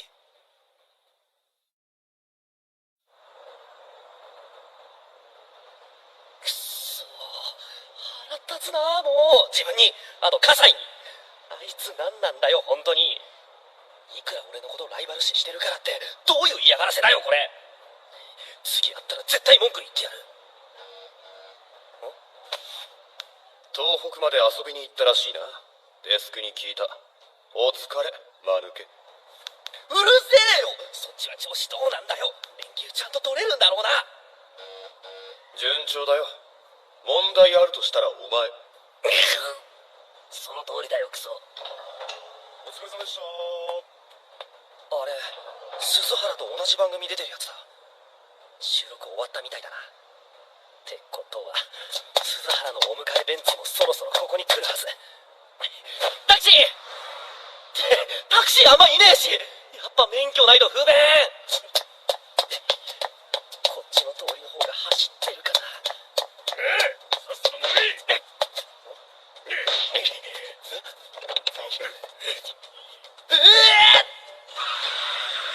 今のどう見ても葛西。どうしよう。タクシー。すいません、黒い車を追ってください。知り合いが連れて行かれたんです。あいつ何やってんだよ。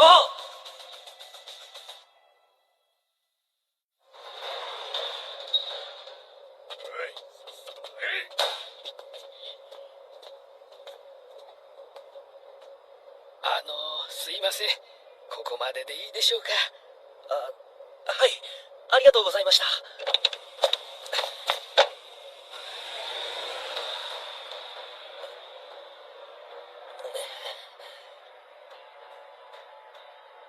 れは明らかにその筋のビル。しかも県友会って危険だから手出し無用のお触れ出てるとこじゃん。あいつマジで何やってんだよ。警察。いやでもこの流れってきっとあいつが県友会の何かを追っててしくって連れて行かれたんだよな。それなら自業自得だって取り合ってくれなそうだし、国側もしらばっくれるよな。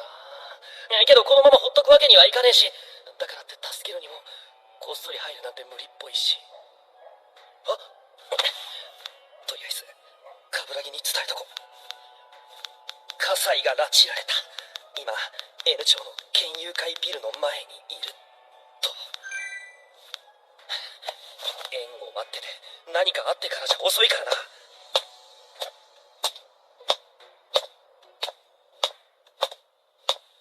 すいません。うちの社員がお邪魔してるかと思うんですが、返していただけないでしょうか。ここでおとなしくしてる。エリツ。なんであんたがここに。それはこっちのセリフだバカ。お前なんでこんなとこ捕まってんだよ。この組織はヤバいって編集長に聞かなかったのか。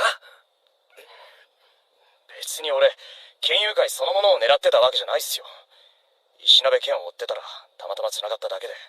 石鍋。いや、でも、石鍋剣がここと繋がってるってのは有名だぞ。知らなかったのか？知ってましたけど、だからこそ取れたらでかいじゃないですか。よいしょ。でも、こんな危ない目に遭う前に手引かねえと、命あってのものだねって言うだろ？で、なんで小野井さんはここにいるんですか？俺は F テレビで貼ってて、そしたら目の前でお前が拉致られてくから追ってきたんじゃねえか。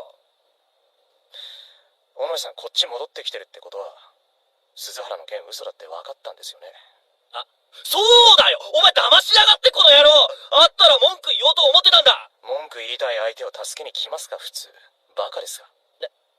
なんだよ！せっかく助けに来てやったのに！頼んでませんし、助かってませんし。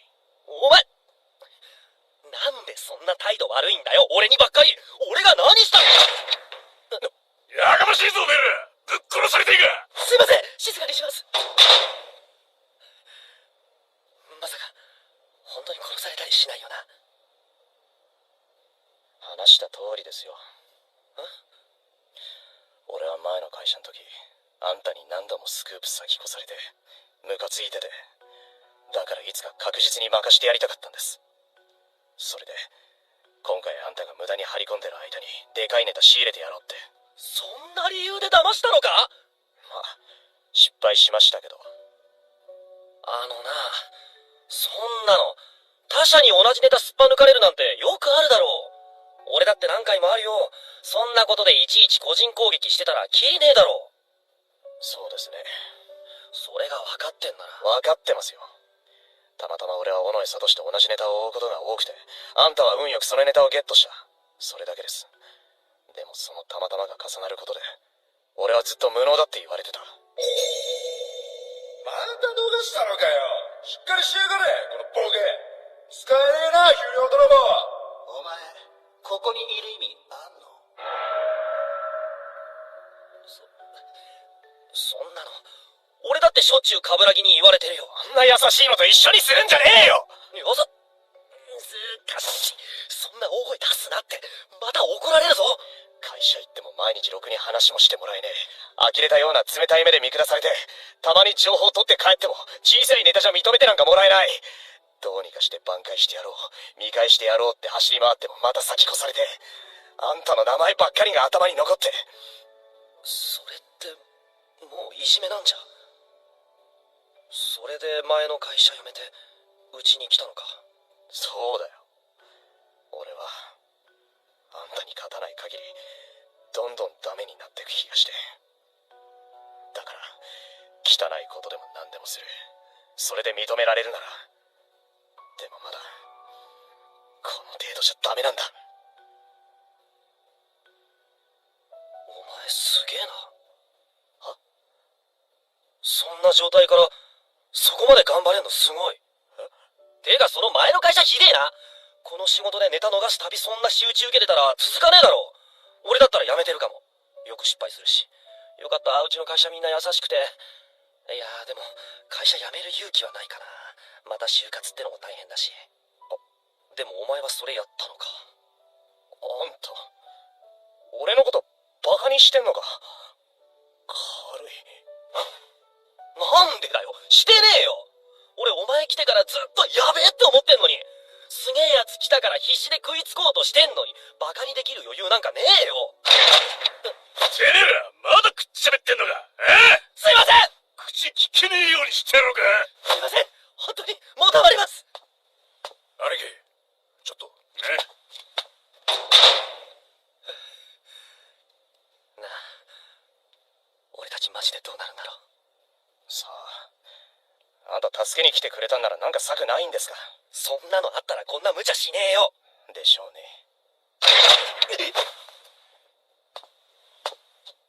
出ろ、迎えが来てんぞ。え？冠城さん！いで。この度はお手数かけて申し訳ありませんでした。すいませんでした。おう、とっとと帰んな。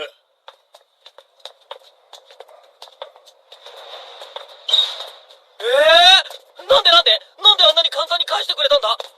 お前一体どんなで。すごく怒っていらっしゃる。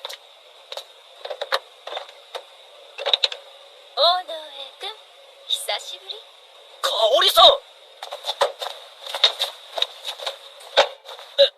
なんでここに。ここの親分さんとは顔見知りでね。バカ二人解放してくれるように口聞いてもらったんだよ。そうだったんだ。ありがとうございます。いいのよ。大野江くんが埋められちゃったりしたら、私も寝覚め悪いもの。ったくお前はこの組に関わったらやべえってことは知ってんだろうが。あ？はい。なのに人の指示も聞かずに勝手に乗り込みやがって、このバカ。そんなの受けてねえよ。メッセージ送ったけど見てねえよな。既読ついてねえもんな。香織さんが県友会組長に顔利くらしいから連れて行く。それまで待機してろ。動くなよ。ああじゃねえよ。自分の要件だけ言って返事無視すんなアホ。無事だったからよかったものの。応援。それとあと注意してほしいのは、石鍋剣の剣は絶対表に出さないこと。石鍋さんの隠し子のことを探ってたでしょ、あなた。石鍋剣って隠し子いんの？あんな硬派な感じなのに。ま、一部じゃ有名だな。けどバックが強すぎて、あの人に何があっても基本誰も手出さねえんだよ。なんだ、やっぱみんな知ってて動かないだけなんすね。証拠を押さえた写真はもちろん殺棄処分されたでしょうけど、今後この件についての追及もやめる、全て忘れるって条件で親分さんにあなたたちを解放してもらったの。守ってね。わかりました。ねえカブ、この子信用できるのかしら。不安要素あるなら今から戻って県友会に返品するわ。大丈夫ですよ。そいつ実は結構真面目だから約束は守ります、きっと。は？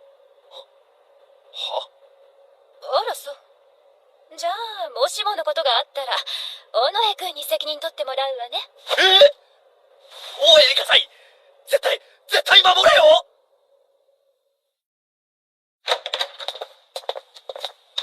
おお、無事戻ってきた。あれ、残っててくれたんですか、こんな時間まで。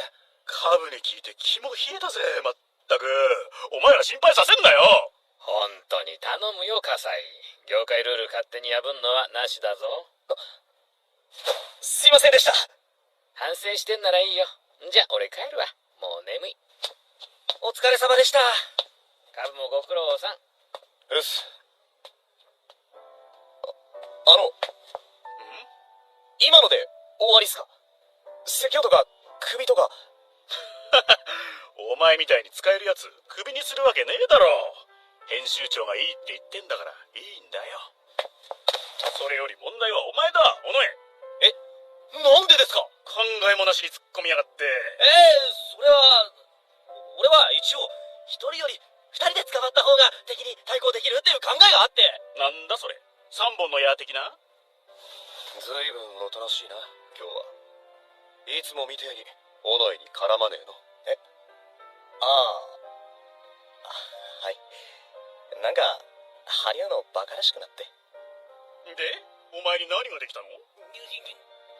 なんつうか土俵が違いますね、尾上さんって。こいつ。今日はありがとうございました、冠城さん。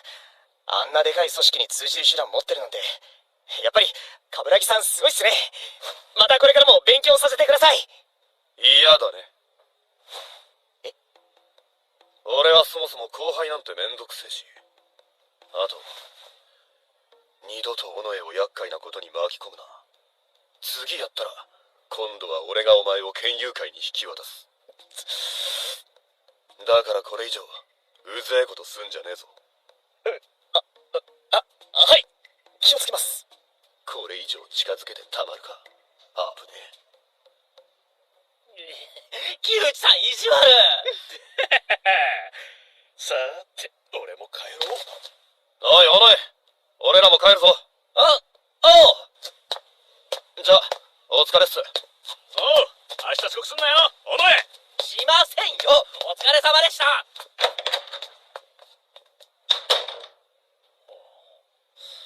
あの二人って一緒に帰るんすね。おお、カブが車で送ってやってるみたいだな。なんかたまにお互いんち泊まってることもあるみてえだし。え？なんだかんだ言いつつもすっかり仲良くなっちゃって。いやー、いいことだ。仲良くって、どういう？まさか。何が？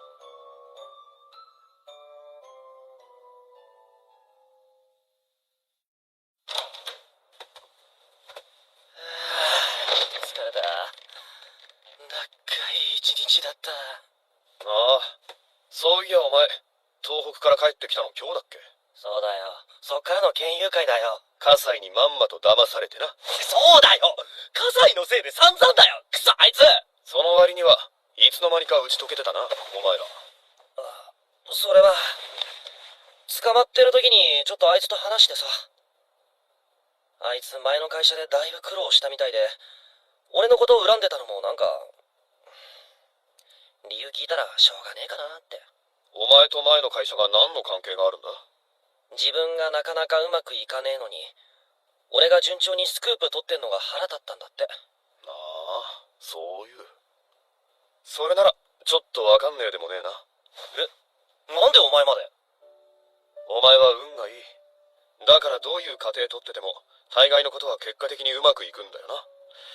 そりゃ失敗続きのやつからしたら腹立つわ。そうか？今日だって俺が行かなかったらどうなってたと思う？わかんねえけど、まずいことにはなってたと思う。感謝しろよな。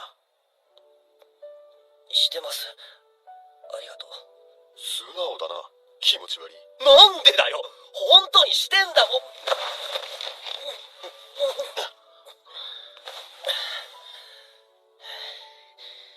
今日はもう寝るって言ってなかったっけ？ああ、もう遅いしな。でも1ヶ月ぶりだよな。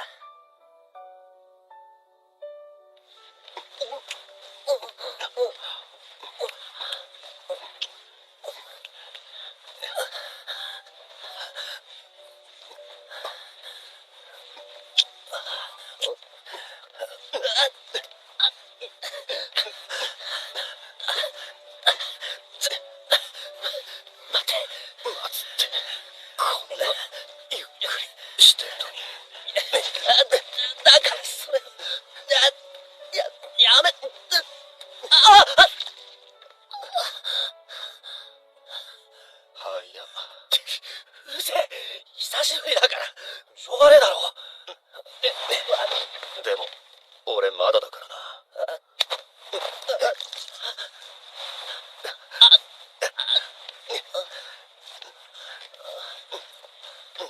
何？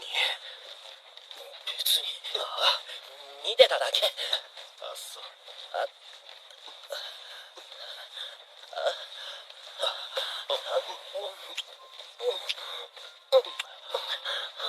お前が助けに来てくれた時、本当にすげえかっこよくて、好きだって思ったことは内緒だ。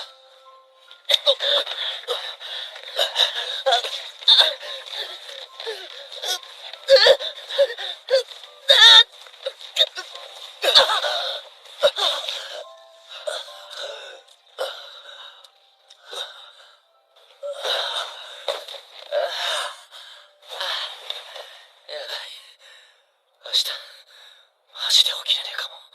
まあ、あと3日乗り切りゃ連休だ。気合い入れろ。そういや、どこ行くか考えたか？どうした？やばい。俺、鈴原の件、まだ何もつかめてないんだった。ああ。このままじゃ連休がっつり休みますなんて言えねえ。そこはお前の運でどうにかしろ。そんな全く当てになんねえじゃん。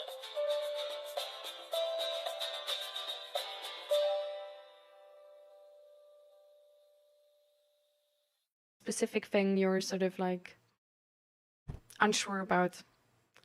And if you already like have a person in mind where you feel like, oh, they could actually like definitely give me some good help, then definitely seek that out.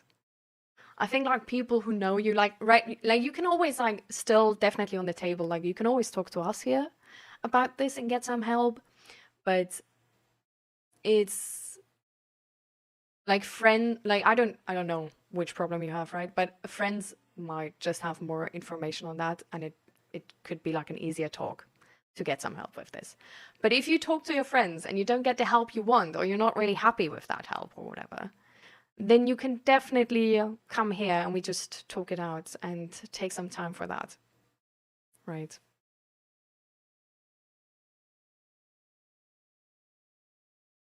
It makes me feel as if there's something wrong with your internal affairs, no collective consciousness. Believely, what do you mean? What do you mean with internal affairs and there's no collective consciousness?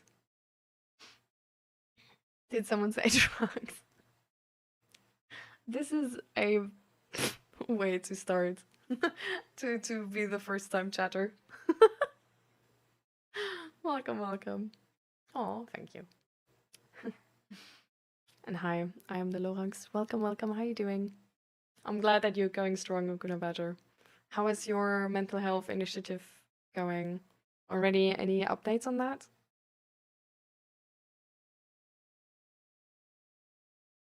Yeah, exactly. Like this is exactly sort of what I worried about when I read that message.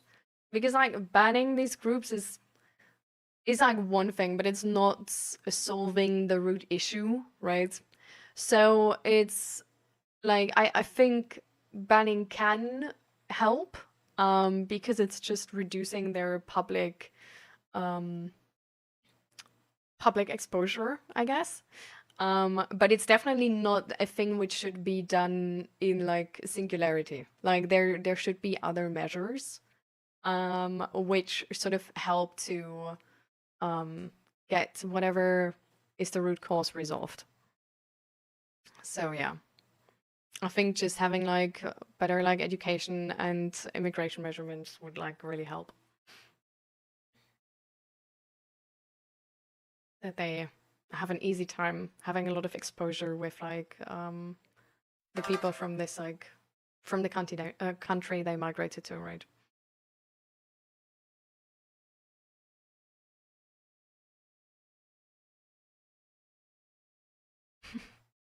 Feels like you've never been united with dividing left and right.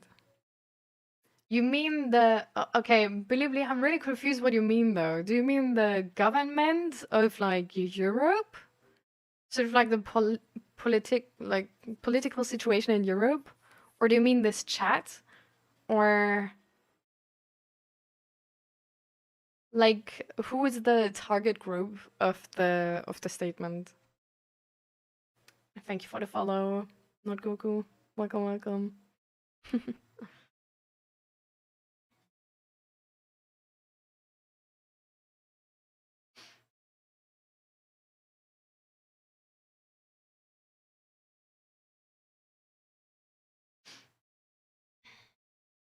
I definitely like there's like still like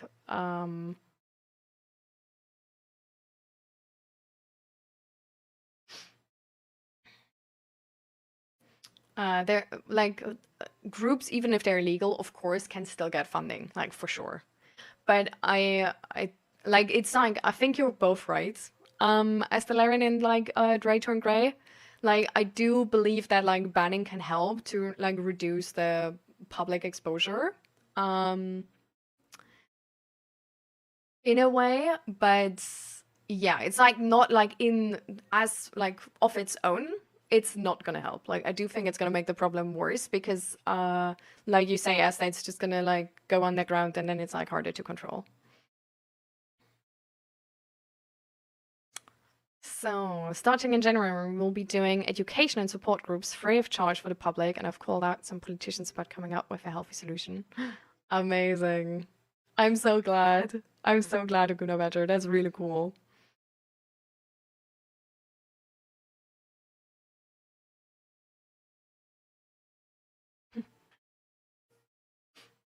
Yeah, it really depends where they get their funding from, I guess. But yeah, like if it's funding which is like connected to their cause, they probably will still get it. But yeah, I don't think like banning them is like entirely useless, but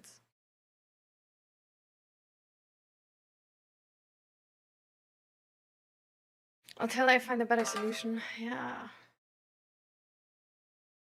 Honestly, I feel like I'm not sure if that's the containment zone. Like, if that's a containment zone, you know what I mean? I do feel like if it's going underground, it could become worse. I'm pretty sure that if it goes underground, it's gonna become worse. So you always need to do it with like multiple measures, you know? I feel like. But, well, we'll see how that goes, I guess.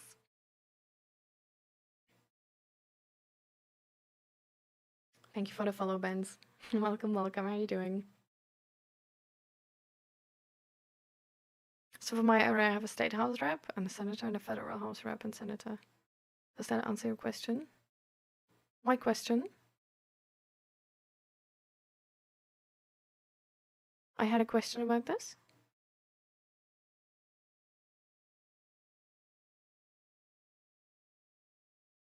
I think we have a misunderstanding here. I didn't have a question about this. I think what you might have taken as like a question towards you is the question towards Bilibili. When Bilibili was saying like with the like you've never been united, always dividing left and right, and I wanted to know like if it means like the government and like politicians or us. Government knows better how to take care of their citizens. Our brains are smaller than them. Ooh, okay. I don't know. I wouldn't be too sure.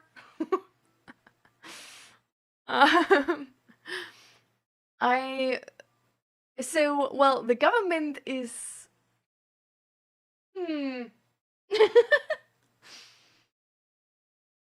I don't really agree, I think.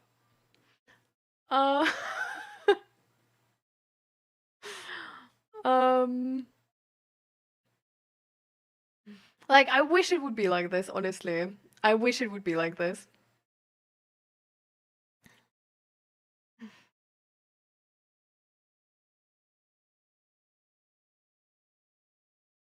Yeah.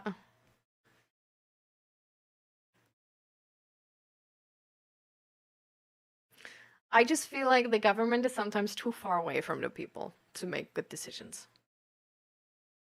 You know? It's like, I do believe like some of them like really try. But yeah, I feel like it can be like a really tough job.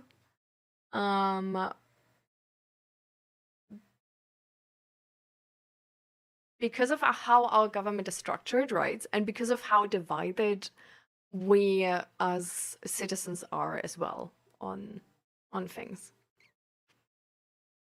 And just because there's so much power involved, right? So I feel like I don't know.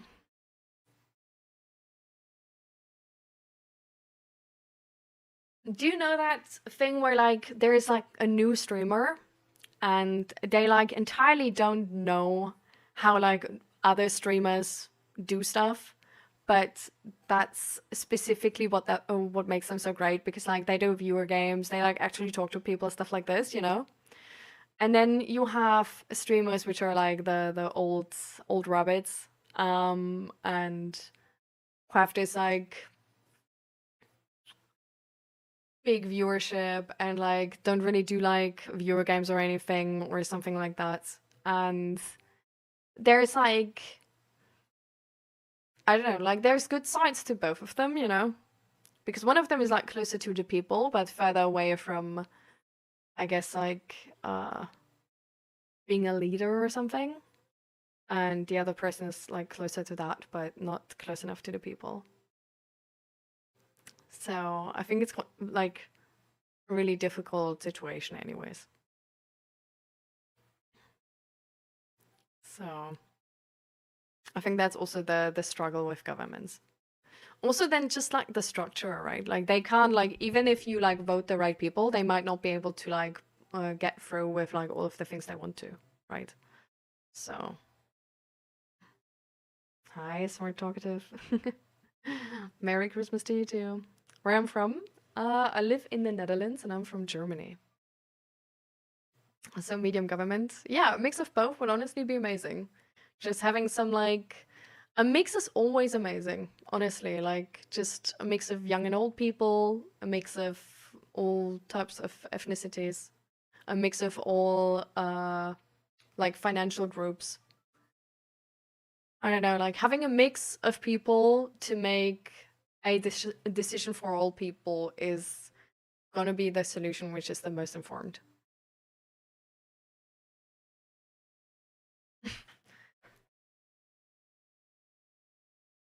Hi there, health update. I'm recovering from a chest infection from the flu. Oh no. Get well soon, Tony Gamer. How does recovery look like there? I support Trump's decision to take Greenland and potentially Europe. Why though?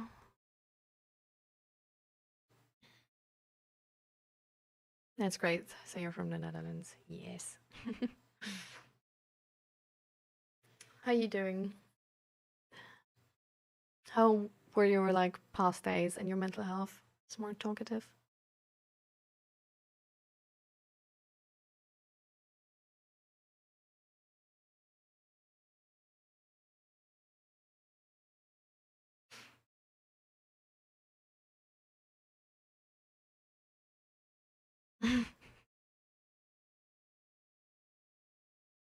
Yes, yes, of course, Tony.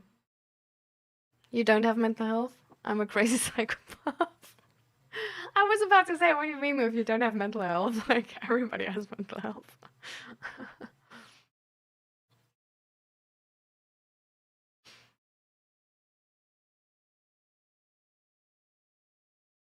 I'm recovering from a stomach ulcer. Sorry for you, but I'm happy I'm not alone. Also, get well soon to you, Mr. Uslin.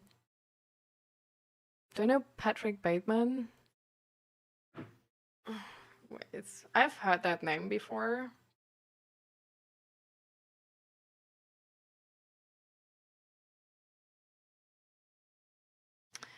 Oh, wait, was he not the, yeah, in American Psycho. I've never watched that though, so just...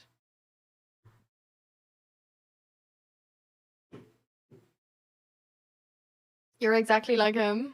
Alright, that's gonna be interesting then. But yeah, I've never watched the movie, so I actually don't know anything except the title.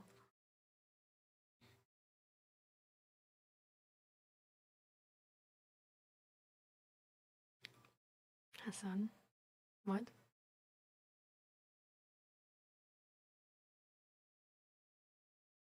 My mental health is rubbish, but I'm really close to trauma anniversary.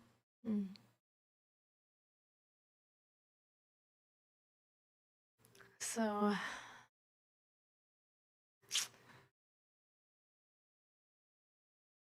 How are you gonna spend Christmas as Delirian, with friends or alone? Mental health is exactly like him, like Dexter Morgan too. Wait, Dexter, I've seen the first two.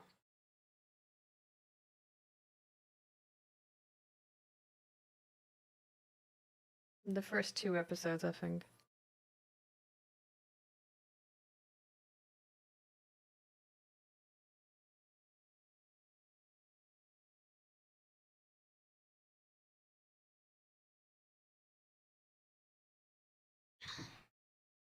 I feel like both of them, like, sort of as, like, sort of like an... So are you, by the way, are you, like, officially diagnosed as a psychopath? Or is that your personal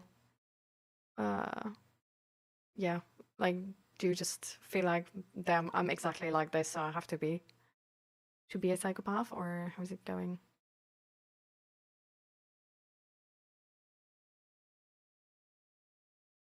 With dog in bed, cuddling and around, I make my way to expensive steak. That seems like a plan, though. I hope you're gonna enjoy it. Do you know about the book called There Is No Country for an Old Man? No, I actually don't. What is it about? They say the voices says I'm like them. Okay. But voices are not like... Well, okay, so... You are being serious, right? Because you do make, like... these, like, laughing emojis after every message. So, I'm just gonna, you know... There are that laughing emojis again. I'm like... You're serious? Okay. I'm just gonna believe your words. So... If you're not serious, like, I don't know. Now you're being treated as being serious. Voices are not like, hearing voices not like a psychopath, though.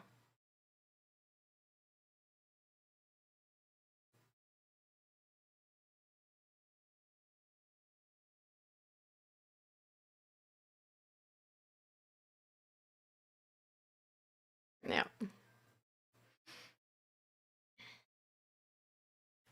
Okay.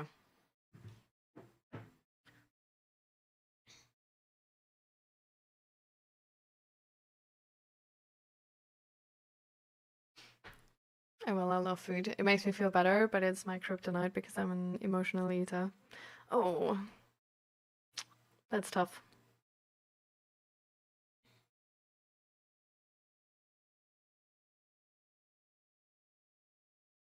But, I mean, at least you're gonna enjoy the steak, I guess.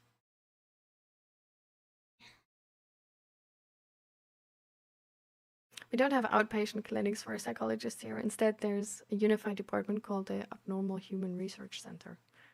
Abnormal Human Research Center. Okay. And there you go with depression, for example, or where do you go with depression?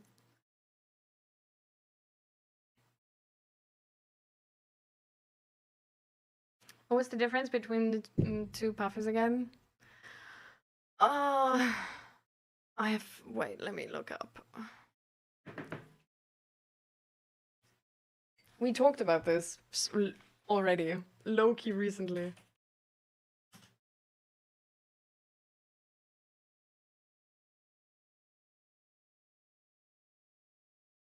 So there's primary psychopaths, which are fearless, lack empathy, anxiety, and focus on grandiose manipulation. And there's secondary psychopaths, who are more anxious, emotionally reactive, impulsive, and develop from trauma environment, often experience stress alongside their antisocial acts.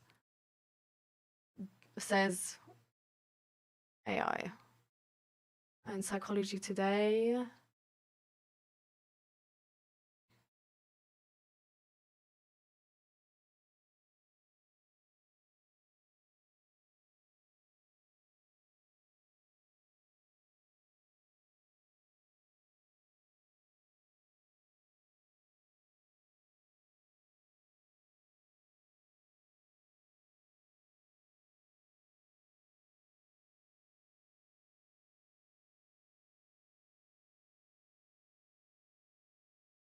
So there's another study, which actually divides psychopaths in successful psychopaths and unsuccessful psychopaths.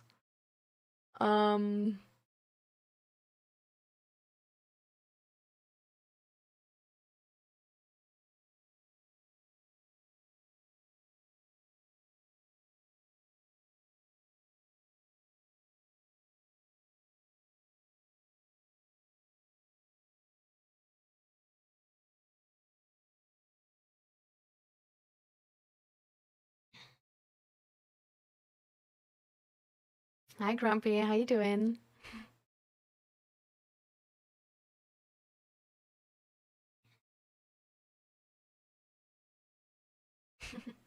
Thank you, Smart Talkative. So no one dares to go.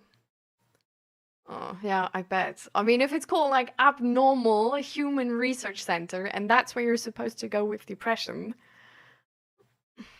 Yikes. Oh, no, it's fine. It's fine too. I look stuff like this up, kind of, like I'm also interested in this, so.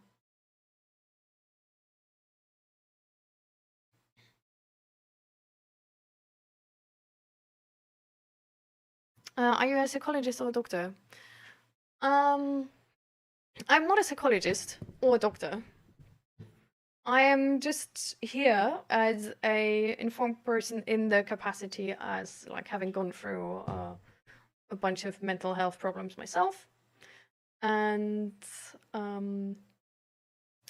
yeah, being really obsessed with mental health and psychology, and just reading a bunch about it, really.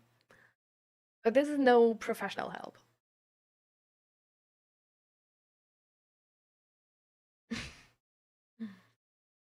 All right, you can ask.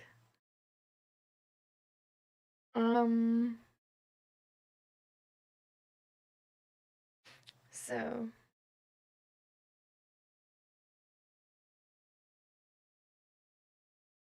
Dre, are you scared of discussions?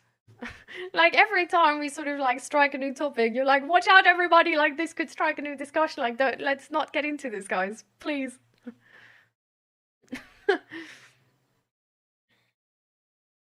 I hate this time of the year because I have so many nightmares and night terrors, I bet. I'm really sorry, there's like nothing which can be done. Or like we can do, you know. I rejected a goth girl, she liked me so much, but I have so much purpose, so I rejected purposes, so much purposes, okay. So I rejected her, now I'm a psycho. My friend says I'm an idiot. If you don't want to date somebody, don't date them. Like, who fucking cares what other people think? It's like, if your friend says you're an idiot, maybe your friend should date her. I don't know. Like, it seems like he's scared to miss out on something. I honestly, like, you do you, you know? Like, you do you. If you don't want to date somebody at the moment because you're, like, busy and you feel like, you know, like you have other stuff to do, then don't. Like, please don't. Like, don't date anybody because others tell you to. This is this is horrendous. So, seriously, like, please, if you don't feel like it, do not do it. And this is your boundary, and it should be respected. And you're not, like, I don't know, you're not weird or anything to, like, not... She was 75! You're kidding. Anyways.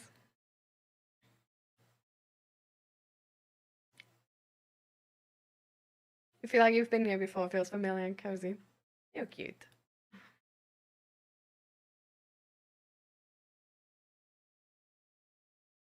Hi, followers. Welcome.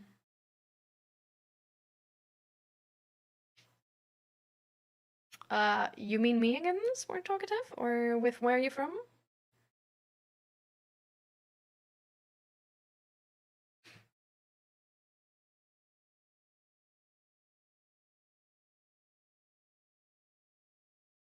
I hate it because it never ends up in anybody's favor. No conclusion makes me feel time wasted. Oh.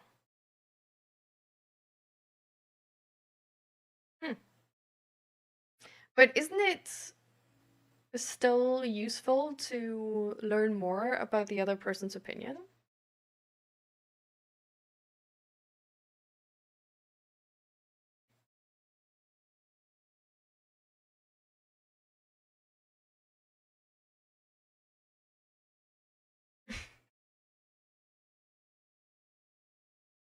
I'm from the Netherlands. Or I live in the Netherlands now. I was born in Germany. Yeah, I'm from Twitch. Twitch.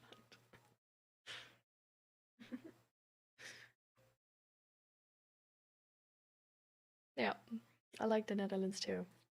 So far, depending how the government is gonna progress in the next couple of years, but we'll see.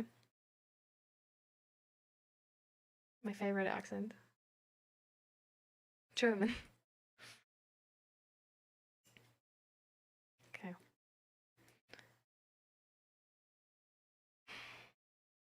I feel like we've gotten a little bit sidetracked here. So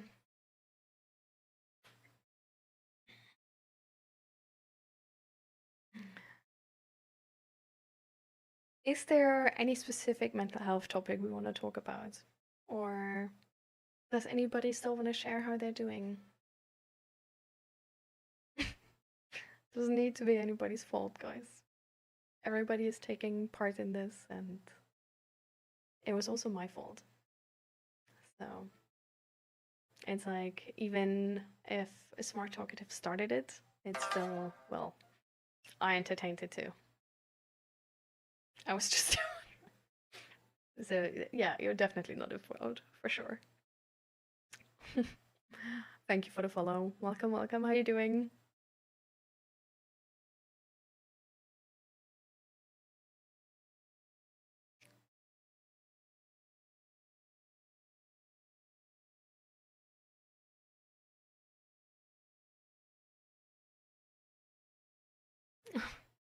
No. As I said, it's really fine. So, auditory hallucinations. You want to share about auditory hallucinations, Esther? How they feel? And how they can sort of like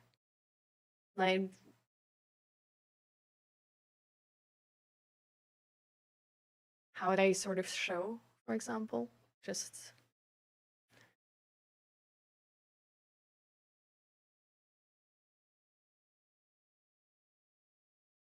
hearing things that are not there but feel like they are. Does it need to be negative things with auditory hallucinations? Or can it also be positive things? You don't feel so good, Fallhorst? Why? Most are negative. Is it easy to tell which of them are sort of like true? Like, is it easy to differentiate between what people have said actually and what was a hallucination? Or does it constantly feel like somebody said this right now and sort of like this?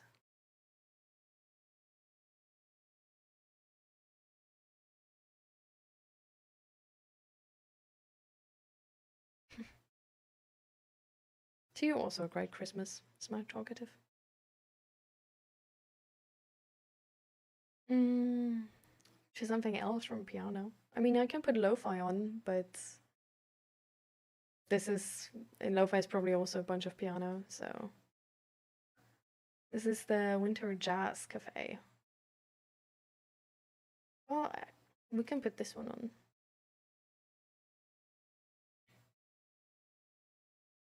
Bye.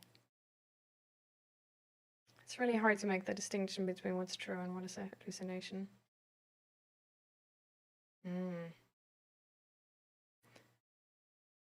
So how do you handle that in like normal conversations then? Is it not like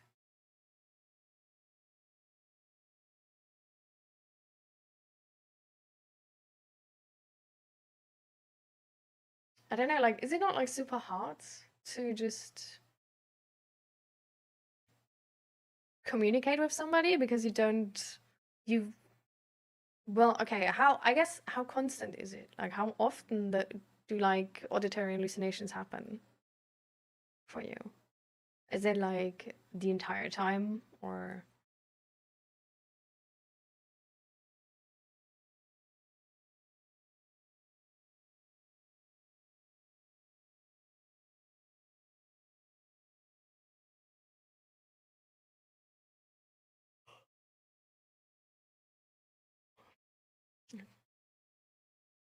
Mostly when I have a bipolar episode. Can't have a normal conversation because I don't trust myself.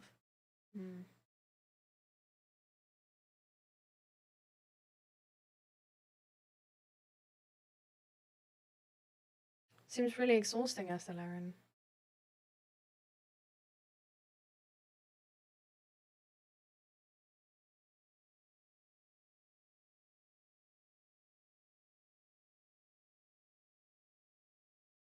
It's the same issues as always. I wrote about it once here. Is there like something specific you still want to talk about, Fallhorst, or a specific question maybe, or some advice about something specific you want?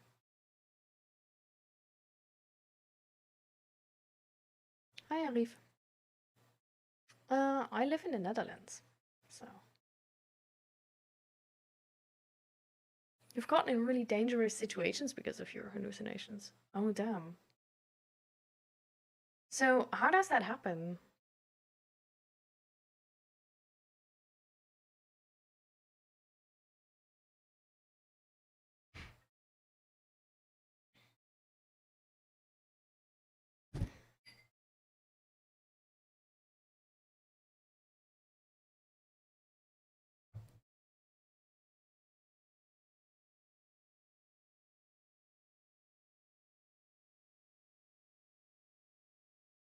The voices tried to convince me to unalive myself.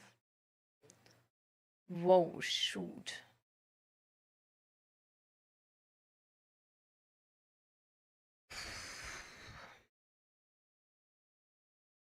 So is there any medication or anything you have? Like, which helps with these voices?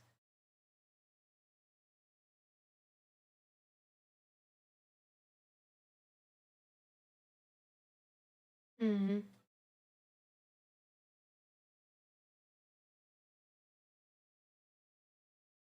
You gotta go, Chu? Alright. Goodbye, Chu. You're always welcome to come back. Always here for any mental health topic. I don't know, I'm a little confused. I mean, we could just talk about it again if you want to, Fallhorst. Maybe clear up some of the confusion. And you can also try to journal about the confusion. We just sort of like not too long ago, we actually had a person in the chat here, which then yeah, was also sort of like complaining about being confused, feeling a little lost, and who was then going on to journal. So if you want, you can try that, and then after the journaling, come back, see if it did anything or something. How the journaling about this would work is that you get yourself some paper or a pen, and if like you just sort of like start with either what you want to figure out or what you are confused about, and then you really try to find the root cause of it and get it as precise as possible, essentially. And through finding words and like writing, because writing is like slower than how you think, you will naturally already get like a little bit of clarity because you make decisions on like which words you use, which words maybe seem wrong after you've written them, and then you can like cross them out, start new, find better words, and it can really help to put something in words like this. And then you just essentially go on and on about what you're specifically confused about and why you are confused and what you could do to be less confused, and just in every direction you sort of can, and get to the bottom of it and try to get as clear of a picture as you can. But we can also talk about it here if you want to. My name is Crate. It's really hard and feel people don't take it serious how dangerous it is. Oh, I bet it is.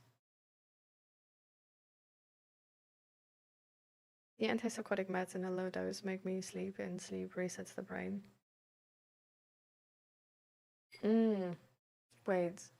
So how does resetting the brain, is that like a good or a bad thing? Does that mean like everything like starts from the beginning again? Or and like your progress is gone, or in which direction is that going? And do you only take them if you then like have the auditory hallucinations? Or do you take them every day and you're just sleepy every day?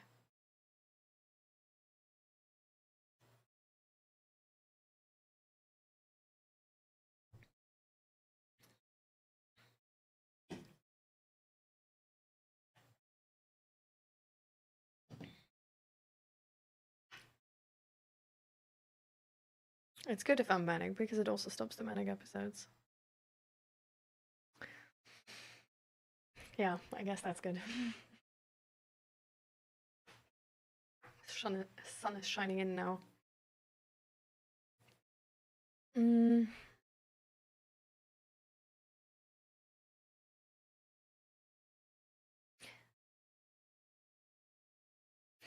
So they change with your demeanor because they're more when you're like bipolar. And they could technically be positive, but they're mostly negative.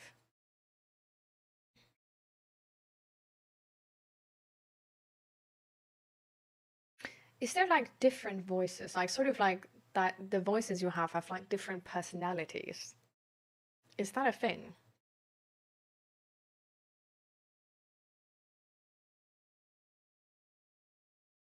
Mm. Mm. Is the auditory hallucination like, is it always connected to a different person? So is it always like your friend is saying something he didn't say, or is it more like your inner monologue seeming like, I don't know, like a ghost behind you said it or something like this? Like that it's coming from like in your voice, sort of? But I guess then it would be like easier to differentiate to other people.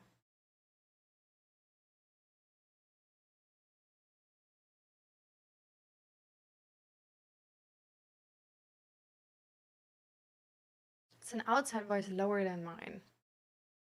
So it doesn't sound like friends or...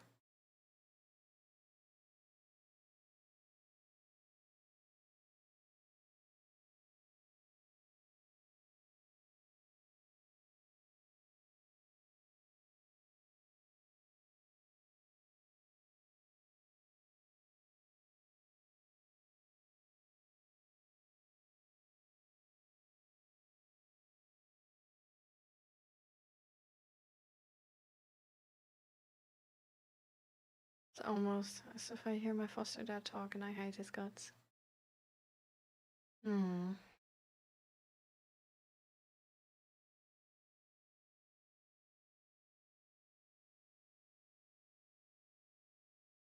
You said sometimes the voice is positive. Is it then also your foster dad? Or is that different? Does that sound different?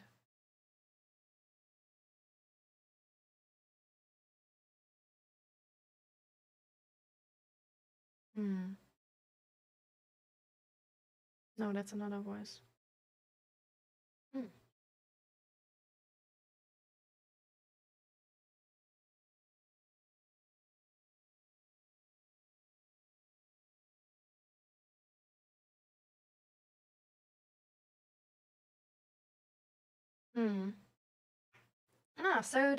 So they do have sort of like different personalities then. Is it...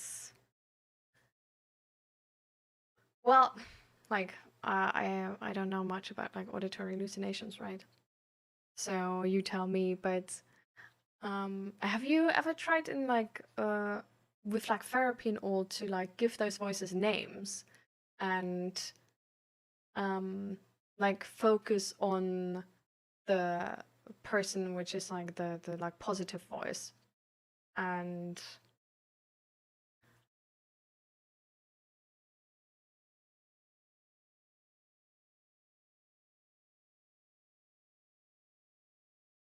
yeah.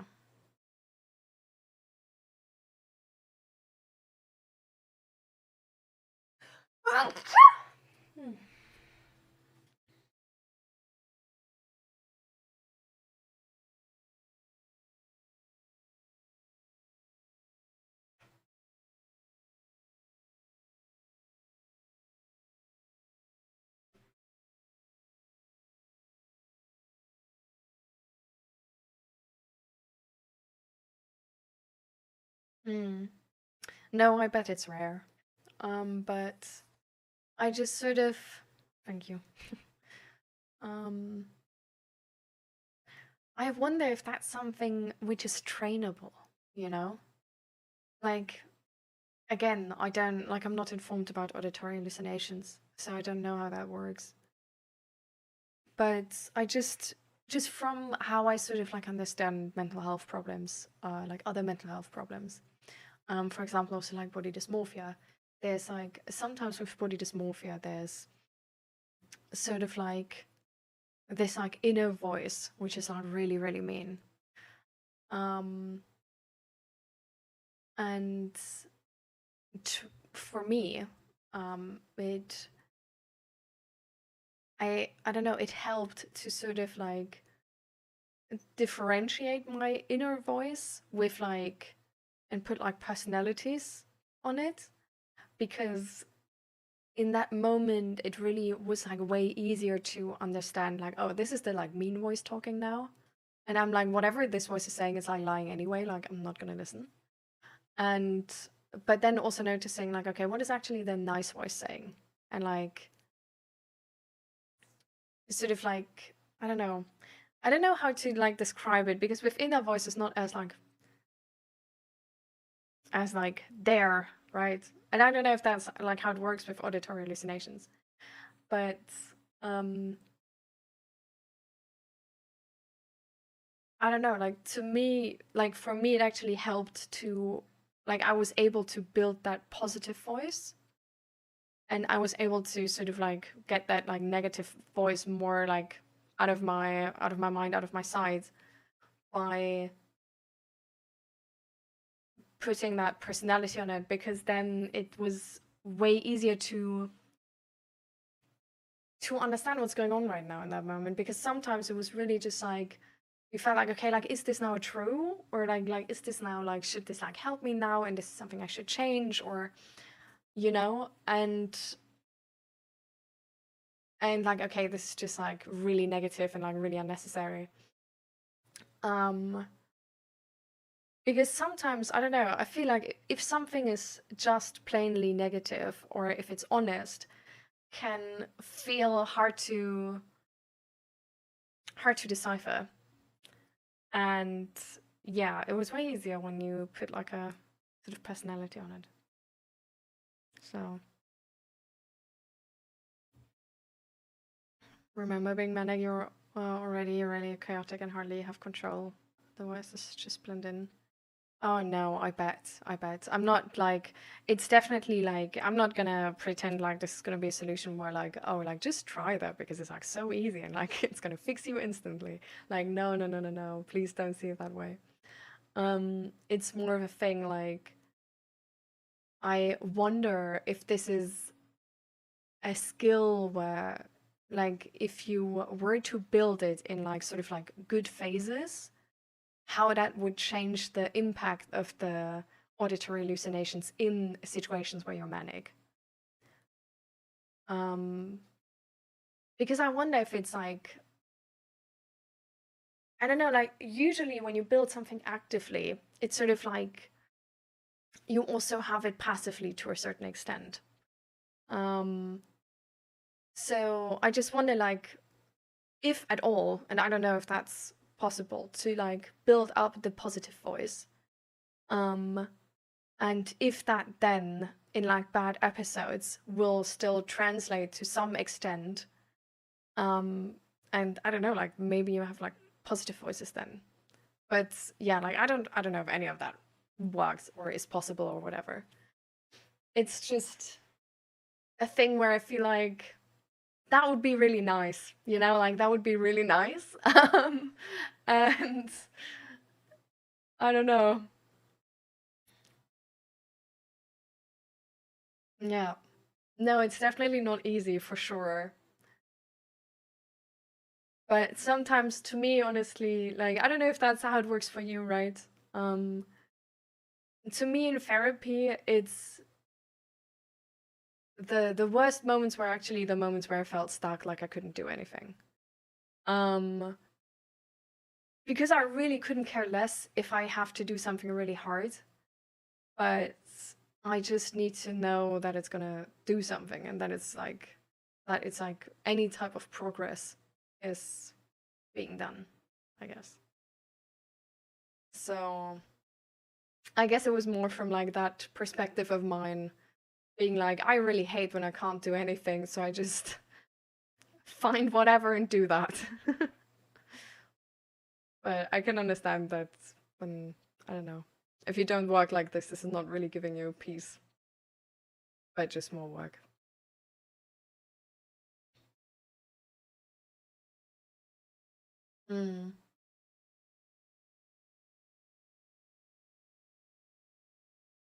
I've now only 2 folks in my life that was able to get these voices under control. One had shits and the other at ADD personality disorder. They both practiced introspection hardcore. It was amazing to learn how they were able to do it. I've sat and listened to them for hours. Do you want to explain a little bit more about this introspection, like this hardcore introspection they did? What they told you about this? Like, in which way did they do this sort of introspection? Is there like, I don't know.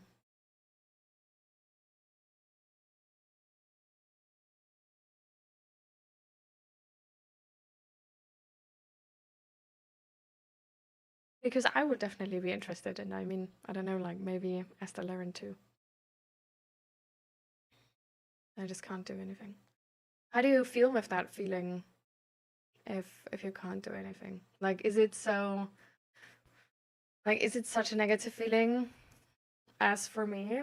Or I need a break, dog is nagging to go pee. Oh, okay. Go for it. Not that any mistakes happen. We don't want any accidents like this. And hi, pandas.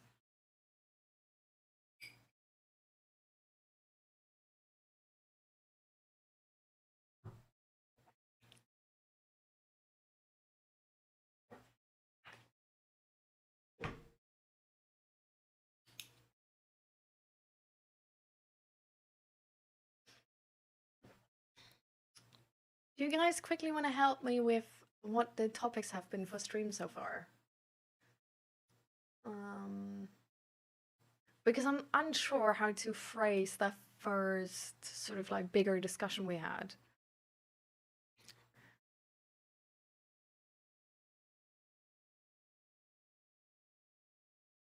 Like, just racism?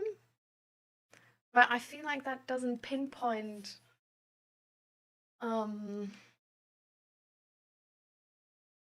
maybe it does, I don't know.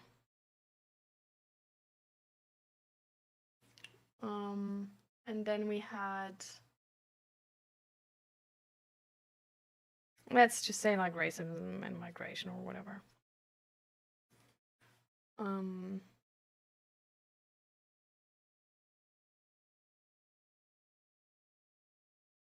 Now the auditory hallucinations.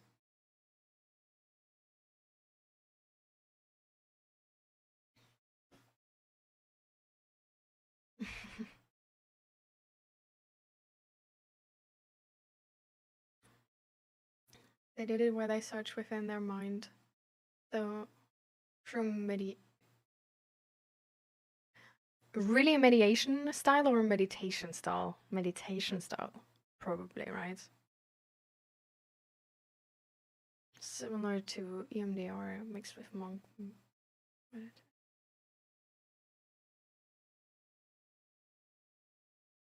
The second. I don't know what I said first again. Meditation, okay, yeah. If you say I'm a horrible speller, then it wasn't the one word would be spelled correct. So, monk meditation. Okay, I wanna wait. Is there any? Do you have resources on this? Because this seems interesting.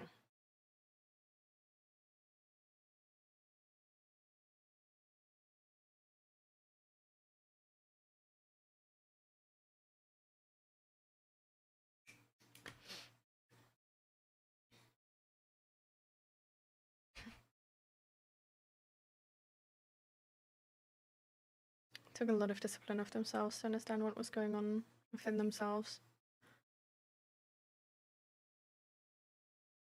The 4 agreements, okay. Is that a book or a video or a religion? It sounds like it could be really anything. 𝔹𝕃ℂ𝔻 Ruse.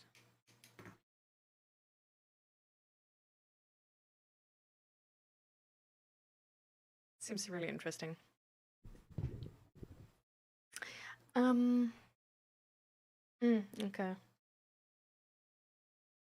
What is do you care to define what introspection is to you, like in your eyes, Gunnar Badger? Because I just happen to notice that we like get to introspection the entire time. So I would just really like to know like how you specifically define it, so that I know what you're talking about when you say introspection. Just to check if we're like entirely on the same page there.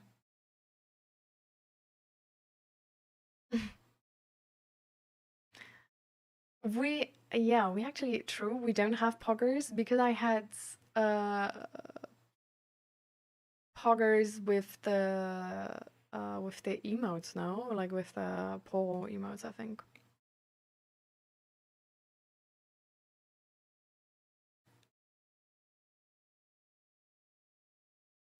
But welcome, Nadim. How are you doing?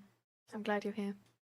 In Native American contexts, introspection is primarily defined as a sacred process of inner examination and spiritual reflection used to achieve wellness, wisdom, and a deeper connection to the community and the natural world. Huh. Okay. That's really ambiguous though, right? Like I don't like this is no critique or anything. The only thing I'm saying is like when I read this, I'm like, I think this is what I've been doing too. And then I was like, but am I doing the same thing you're talking about? Probably not, right? Or maybe?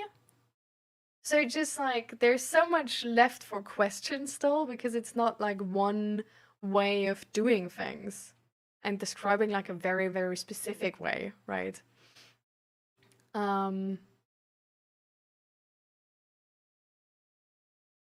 Okay.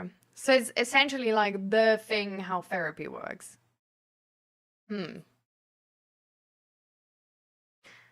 So is there any more specific term then for the specific introspection the people with the auditory hallucinations did? Because that's probably like if all of like therapy is essentially like introspection, then there's a lot of different ways.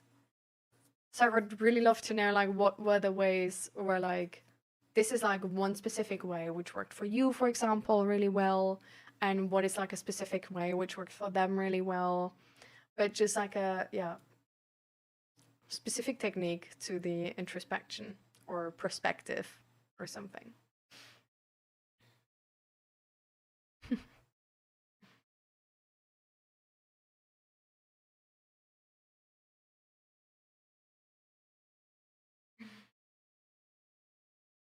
Put a lot of focus of when, why the voices saying what they are. Yeah.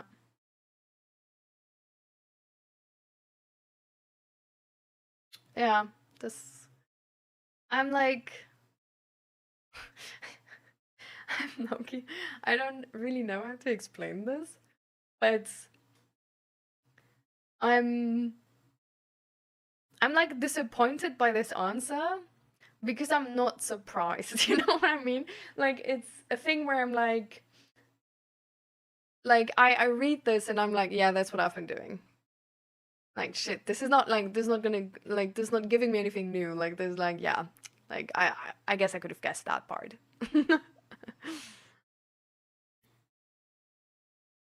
Which boils down to a breakpoint of, is the voice coming from, is it tied to emotional trauma reaction? Yeah.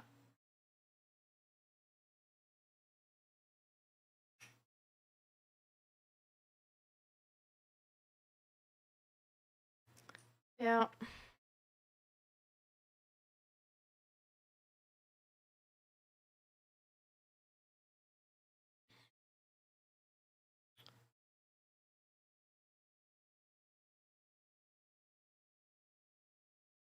I'm gonna be honest, I was really hoping for that wonder healing tip.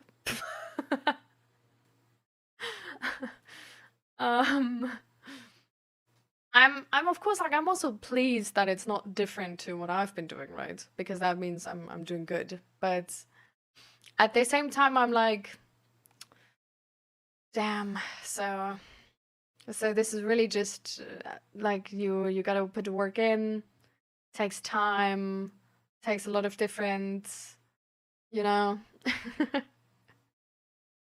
Oh no, I think you're good. I think you're wording it pretty good. It's just like I'm not, so like just know, like I'm not disappointed because of the way you word it. Okay, like that this is entirely fine. I'm just disappointed because I was hoping for like some revolutionary new wisdom, but apparently I'm there already, so that's just, you know.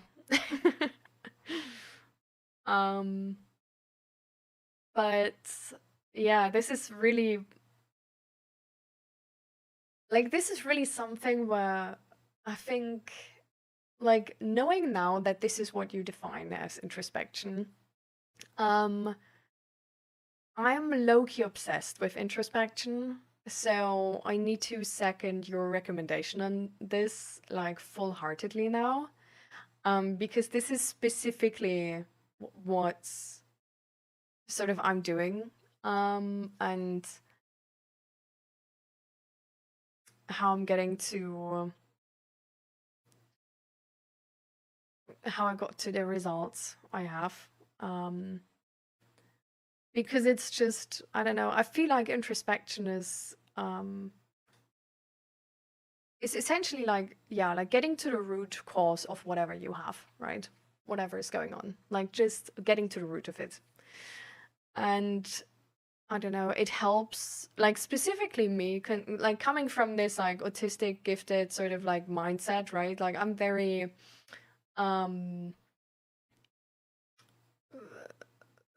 very rational, even on mental health, because this is just how stuff works for me. But this is also why like introspection is like a really good tool. It's also a frustrating tool because of sort of like this like harder connection to my own emotions. It's not something which comes like entirely easy. Because I'm not at all times like as well connected with my emotions as to other times. But it's really something where like every time I sort of like do this and I look at a problem actively, it's just, this is how I resolve all of my problems. Like this is literally how I resolve all of them. So, but yeah, exactly. Like it takes a lot of work. It's exhausting. And that's just something where it's also like, it's really like, I don't like how ambiguous it is. because I feel like sometimes like what you get out of it really depends on your mental capacity you have left for it in that moment. Like if you're already in like a very negative headspace, I feel like introspection can offer wisdom, but it's just like way more exhausting and can offer can also go sort of like waste time on like wrong directions. But I honestly like with introspection is really something where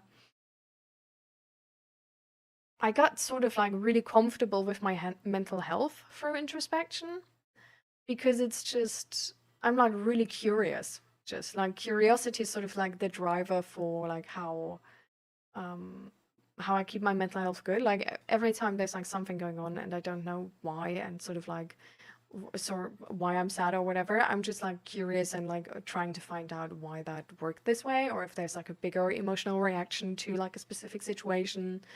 I like with curiosity and then like introspection, I just like figure out like why and what's going on. And like once you know, it's like, I don't know, it's already like half resolved, because it's not this like, I don't know, just thing in the shadows, but it's really logical all of a sudden. Yeah.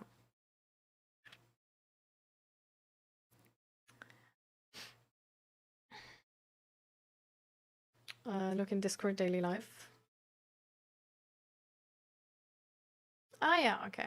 I'm actually gonna, can you post that link instead of daily life to the book club? That would be amazing. Because I feel like in the daily life, because we post so much of the daily life, we're just gonna like it's gonna be scrolled away so quick. So if you could post it in book club instead, then it's gonna like, you know, like I can come back to it and I know I'm gonna find it. And hi Fluffy, welcome, welcome. Followers, I feel sad, like a drive, just sitting in front of the PC, staring into the void, doing nothing, feeling apathetic. I even believe I'm not even able to take any advice. Somehow everything stays outside. I think I wallow in self-pity. Sometimes I think I'm not able to change anything. I'm really sorry for you, followers. That seems like a really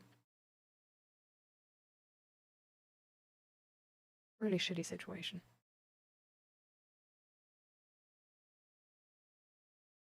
Is the sadness and just your mood get worse now coming up to Christmas? Or is it just the same as last time?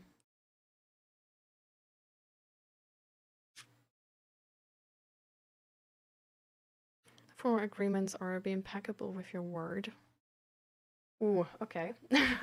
Be impeccable with your word. Don't take anything personally. Don't make assumptions. Always do your best.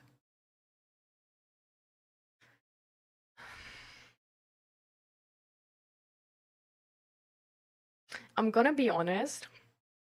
I love those agreements, but I know that those agreements are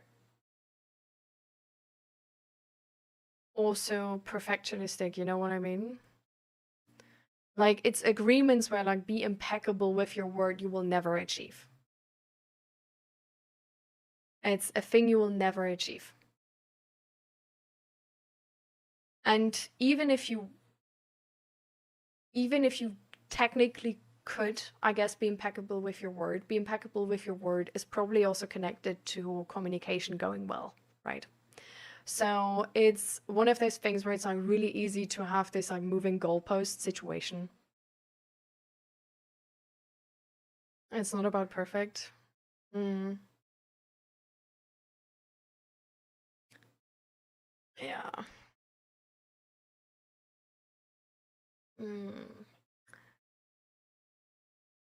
Yeah, I guess maybe that's just a me problem. I'm really literal with stuff like this. Like, if I have rules, I really want to adhere to them.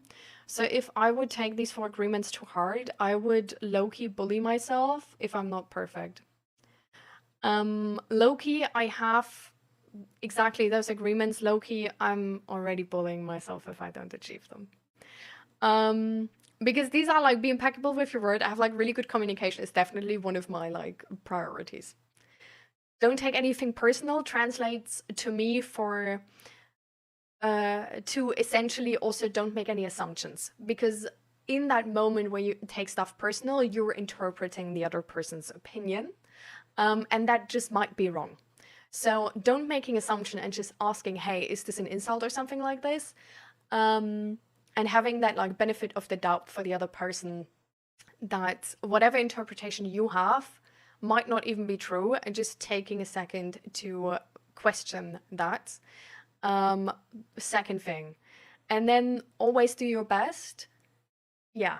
Like, this is literally sort of like low-key what I live by. But yeah, it's really like the last thing for me, actually, the fourth thing would be that it's not about perfect. And that's a thing I need as a priority too. Because it's not about perfect. You're human like everybody else. And everybody else has the same responsibility as you. So if you, for example, come to a friendship or whatever, or communicate with somebody, you definitely try your best with the communication and stuff like this, but you don't sacrifice yourself for this, for the conversation to work. But you do your best, and if your best isn't cutting it, then it isn't cutting it, and that's okay. It's not going to cut it with people, and that's just the way life is. But that's really like one of the, like, this is like a really important part for me, because otherwise I would give myself way too much responsibility. But I don't know, maybe that's just like a me thing. I'm like one of those people, I just pick up like any responsibility, really. I don't know why, but yeah. VJ, thank you for the follow. Welcome, welcome. And hi, Juvie. How you doing? And hi, Indiana John. Welcome. How you doing? No, it's always like this. I love that you do not use the word like all the time in between words. Is that sarcastic though? Because I do use like a lot though.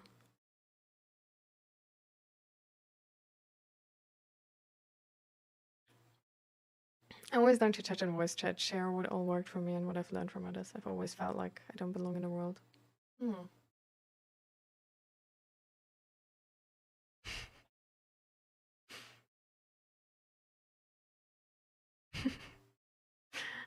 I was in that moment already thinking like Craig. Craigslist.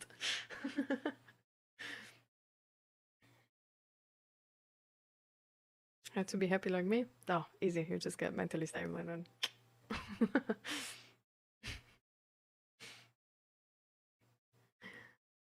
And hi, Tor. How you doing? Because for me, hearing the word like where it does not belong somewhere is very challenging for me to deal with. Okay, I'm glad that I apparently don't, and I hope it's gonna stay that way for Horst.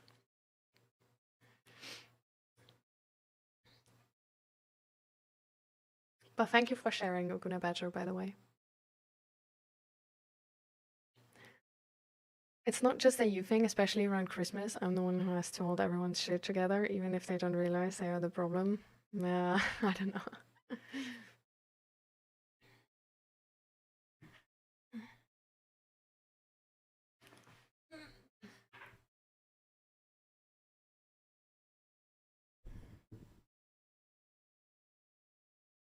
Just as I wrote that message, I love that you don't use the word like all the time in between words. You somehow just started using it, at least for the time today I was here.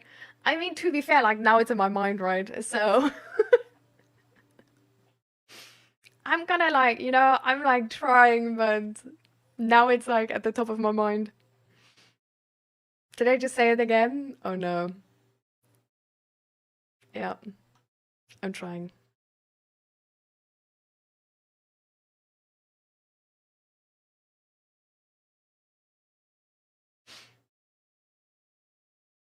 Talking with you makes happiness. Oh, that's so cute.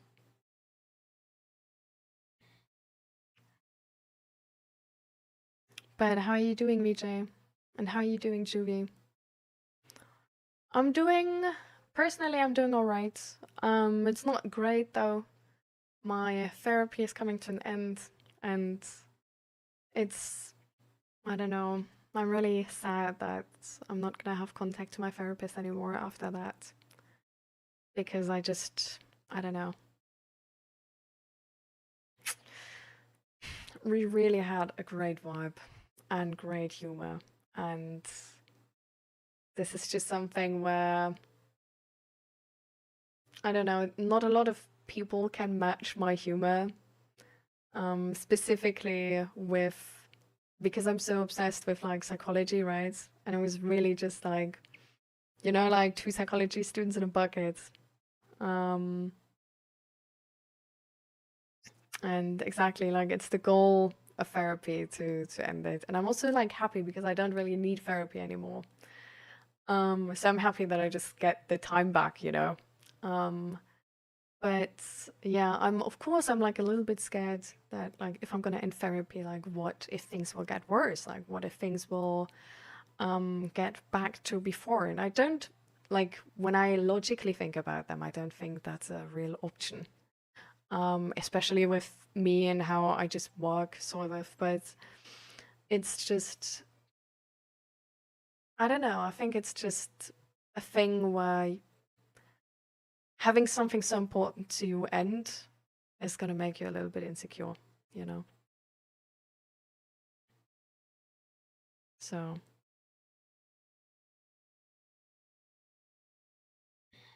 doing good, rough last week, but good day today. I'm glad, Tor. I'm glad. Glad to hear.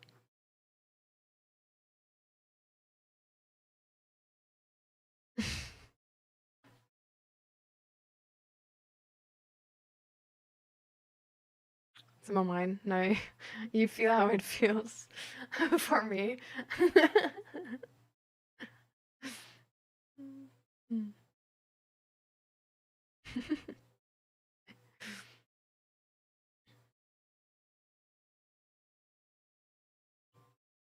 Nothing will happen when you be happy. I don't know. I think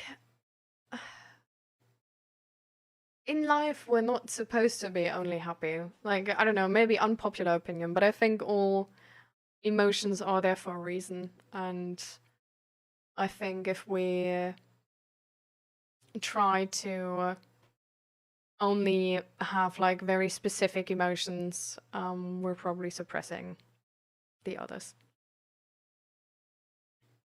So I have to go already. Work calls for me and energy is low. We see each other the next days. Best timing. Tell me when you're back, Fluffy.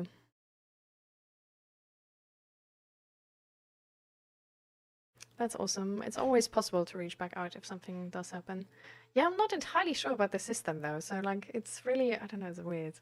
I'm just a bit scared, you know? Do take too much stress. Oh, what do you mean, Vijay? Are you stressed or? You're back, Fluffy? Alright. So, have a good work day. Try to rest if you can. Or help yourself regain some energy. And then we see each other in the next stream. But I'm glad you were able to join.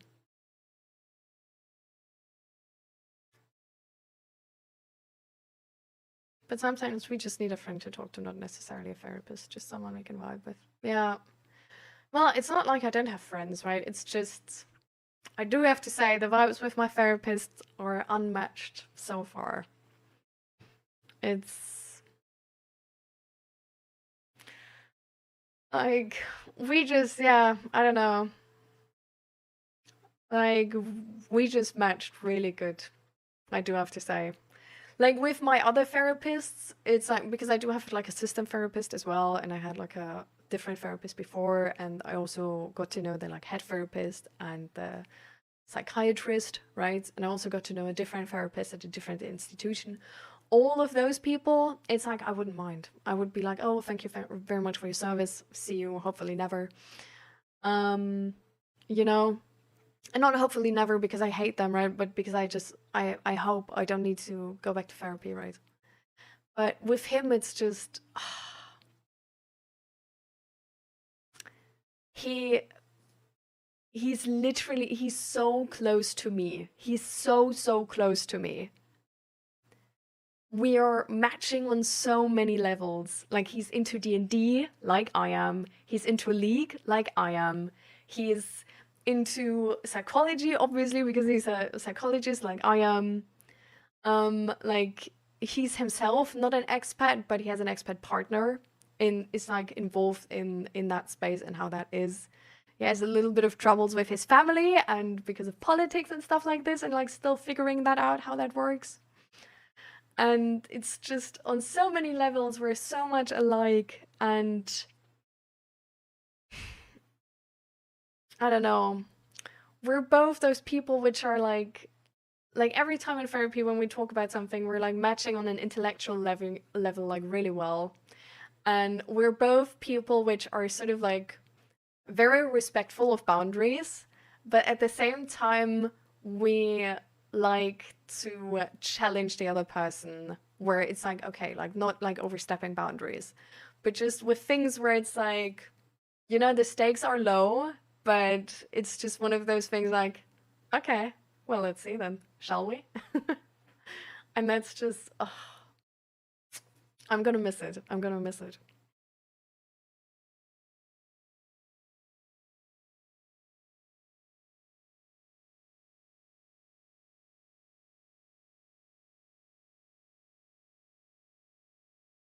Sorry for talking so much about that. I should stop. It's fine for the host.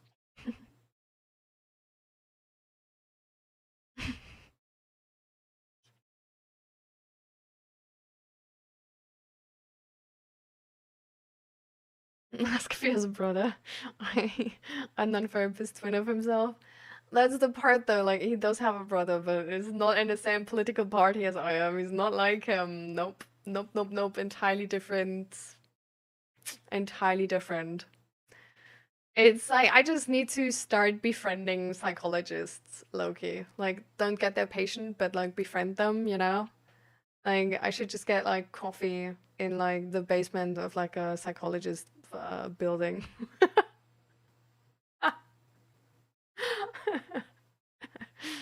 Uh.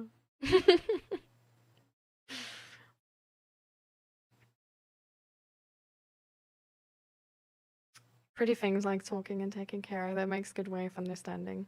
Yeah. I agree. Talking, listening, taking care of the other person, seeing them. That's the best way to understand people. It's a social catch-up therapy thing. Well, no, I don't, well, no, I have no clue. I don't think so, but yeah. I don't know, I would just love to play D&D with him, honestly. Like, I would just love to. Really. That would be so fun. Yeah.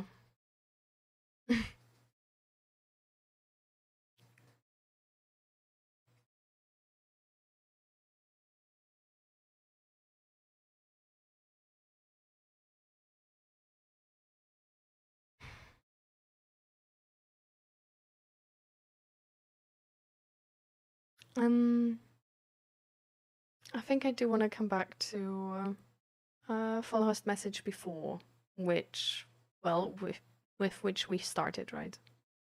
With I feel sad, lack of drive, just sitting in front of the PC, staring into the void, doing nothing, feeling apathetic. I even believe I'm not even able to take any advice.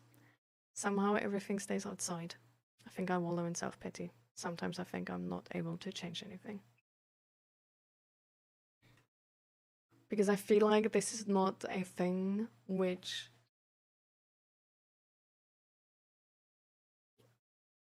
this is not an unrelatable topic, I think. And not even an unrelatable situation, right?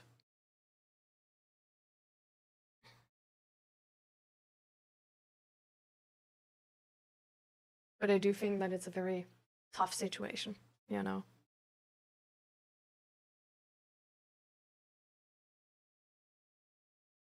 So, if you're still here, Vollhorst, and want to talk about it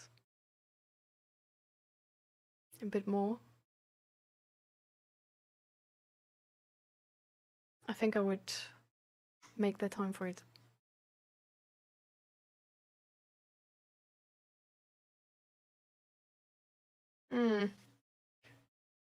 That sounds amazing, Indiana John. Indiana John. And hi, Zack Snow. Welcome, welcome. I'm doing okay. How are you doing? A past message of 𝔹𝕃ℂ𝔻. Every day is a new day. Can I be your bestie? Well, for people to become best friends, you need to know each other first and get to know each other. It's not a thing which happens right off the bat. I'm sorry.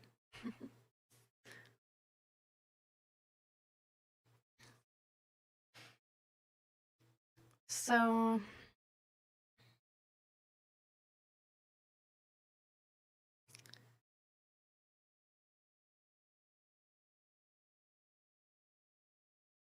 nice, I'm better. Congratulations. So coming back to this topic of sort of apathy, numbness, and not really living but just existing.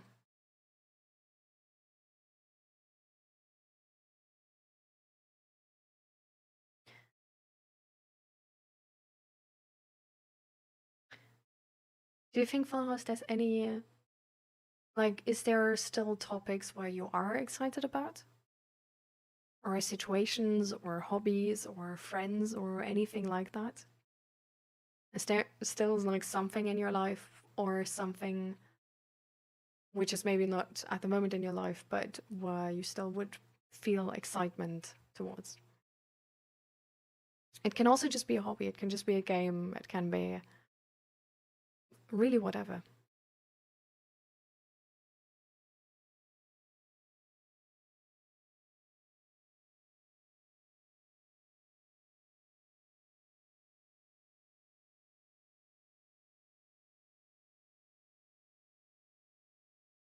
Well, it can be an existential crisis. I don't think that every person experiencing this is describing it as one, maybe?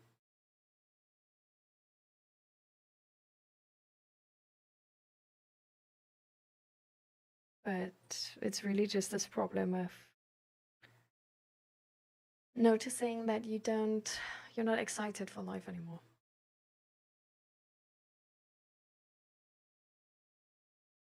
The only thing I can enjoy a little bit is a certain hobby I have for a few months now.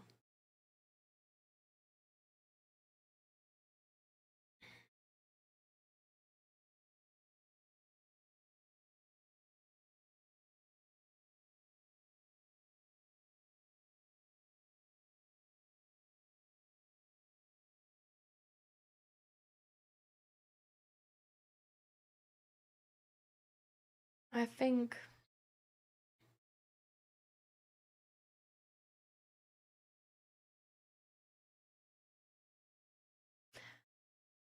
I feel like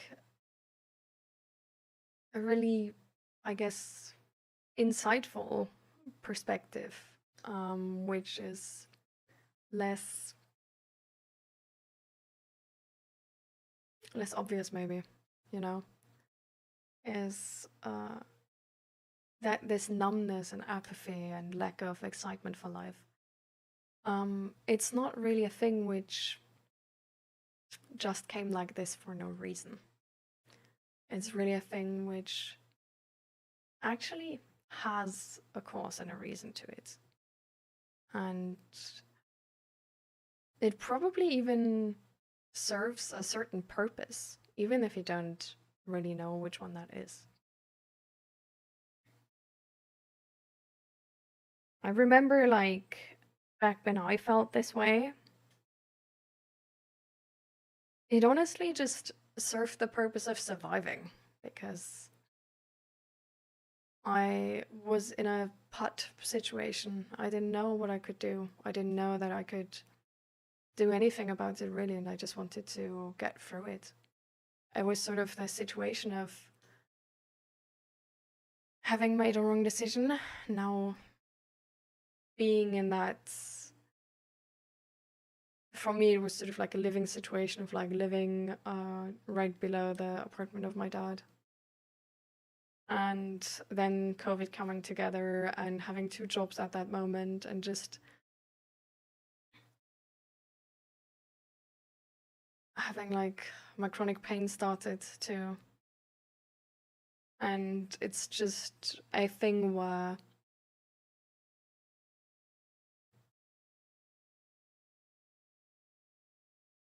I was waiting, basically. I was just trying to get through every day.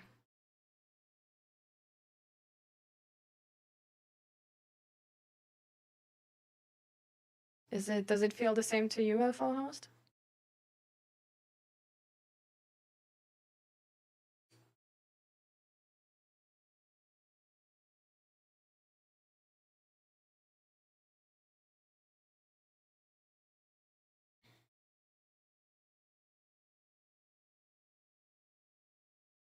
At a certain point in life, we don't enjoy things which we used to love, is because we have been mentally aware of the fact that things don't matter anymore. Do things not matter anymore?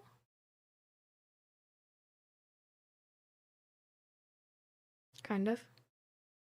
In which way can you relate to my situation back then? In which ways maybe the different from that? So I can understand your situation better, for the host.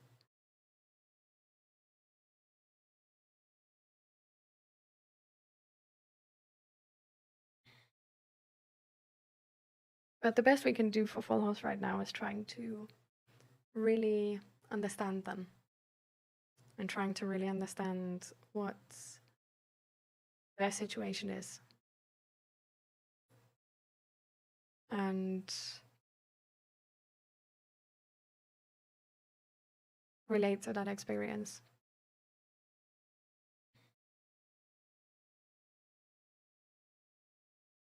Because it's not an easy experience and it's not easy to be fixed. Otherwise, Full House would have done it.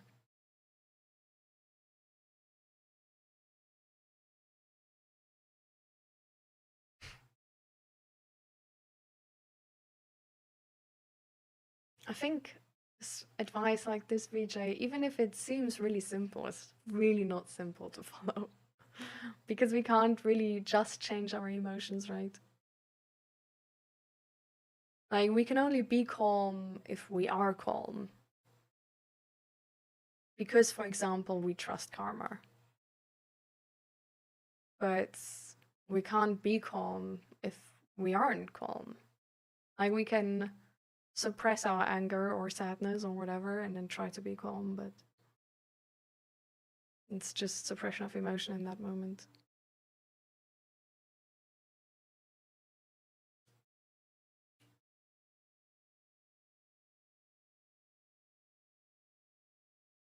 My best friend of over 18 years gave me the old avoid and discard a couple of months back, so I have no true close friends anymore. It's messed up. I have a small community of online friends. I don't want to put the burden on them, so it's like all about self-reliance now. The happy thing does help though. The hobby thing? What? The happy thing does help though. It's like the only happy thing in my life. Which hobby thing? What? How'd your CT go? Any good news or at least answers? Nothing yet of it. So. Oh, Irfan, thank you for the biddy and welcome. How you doing?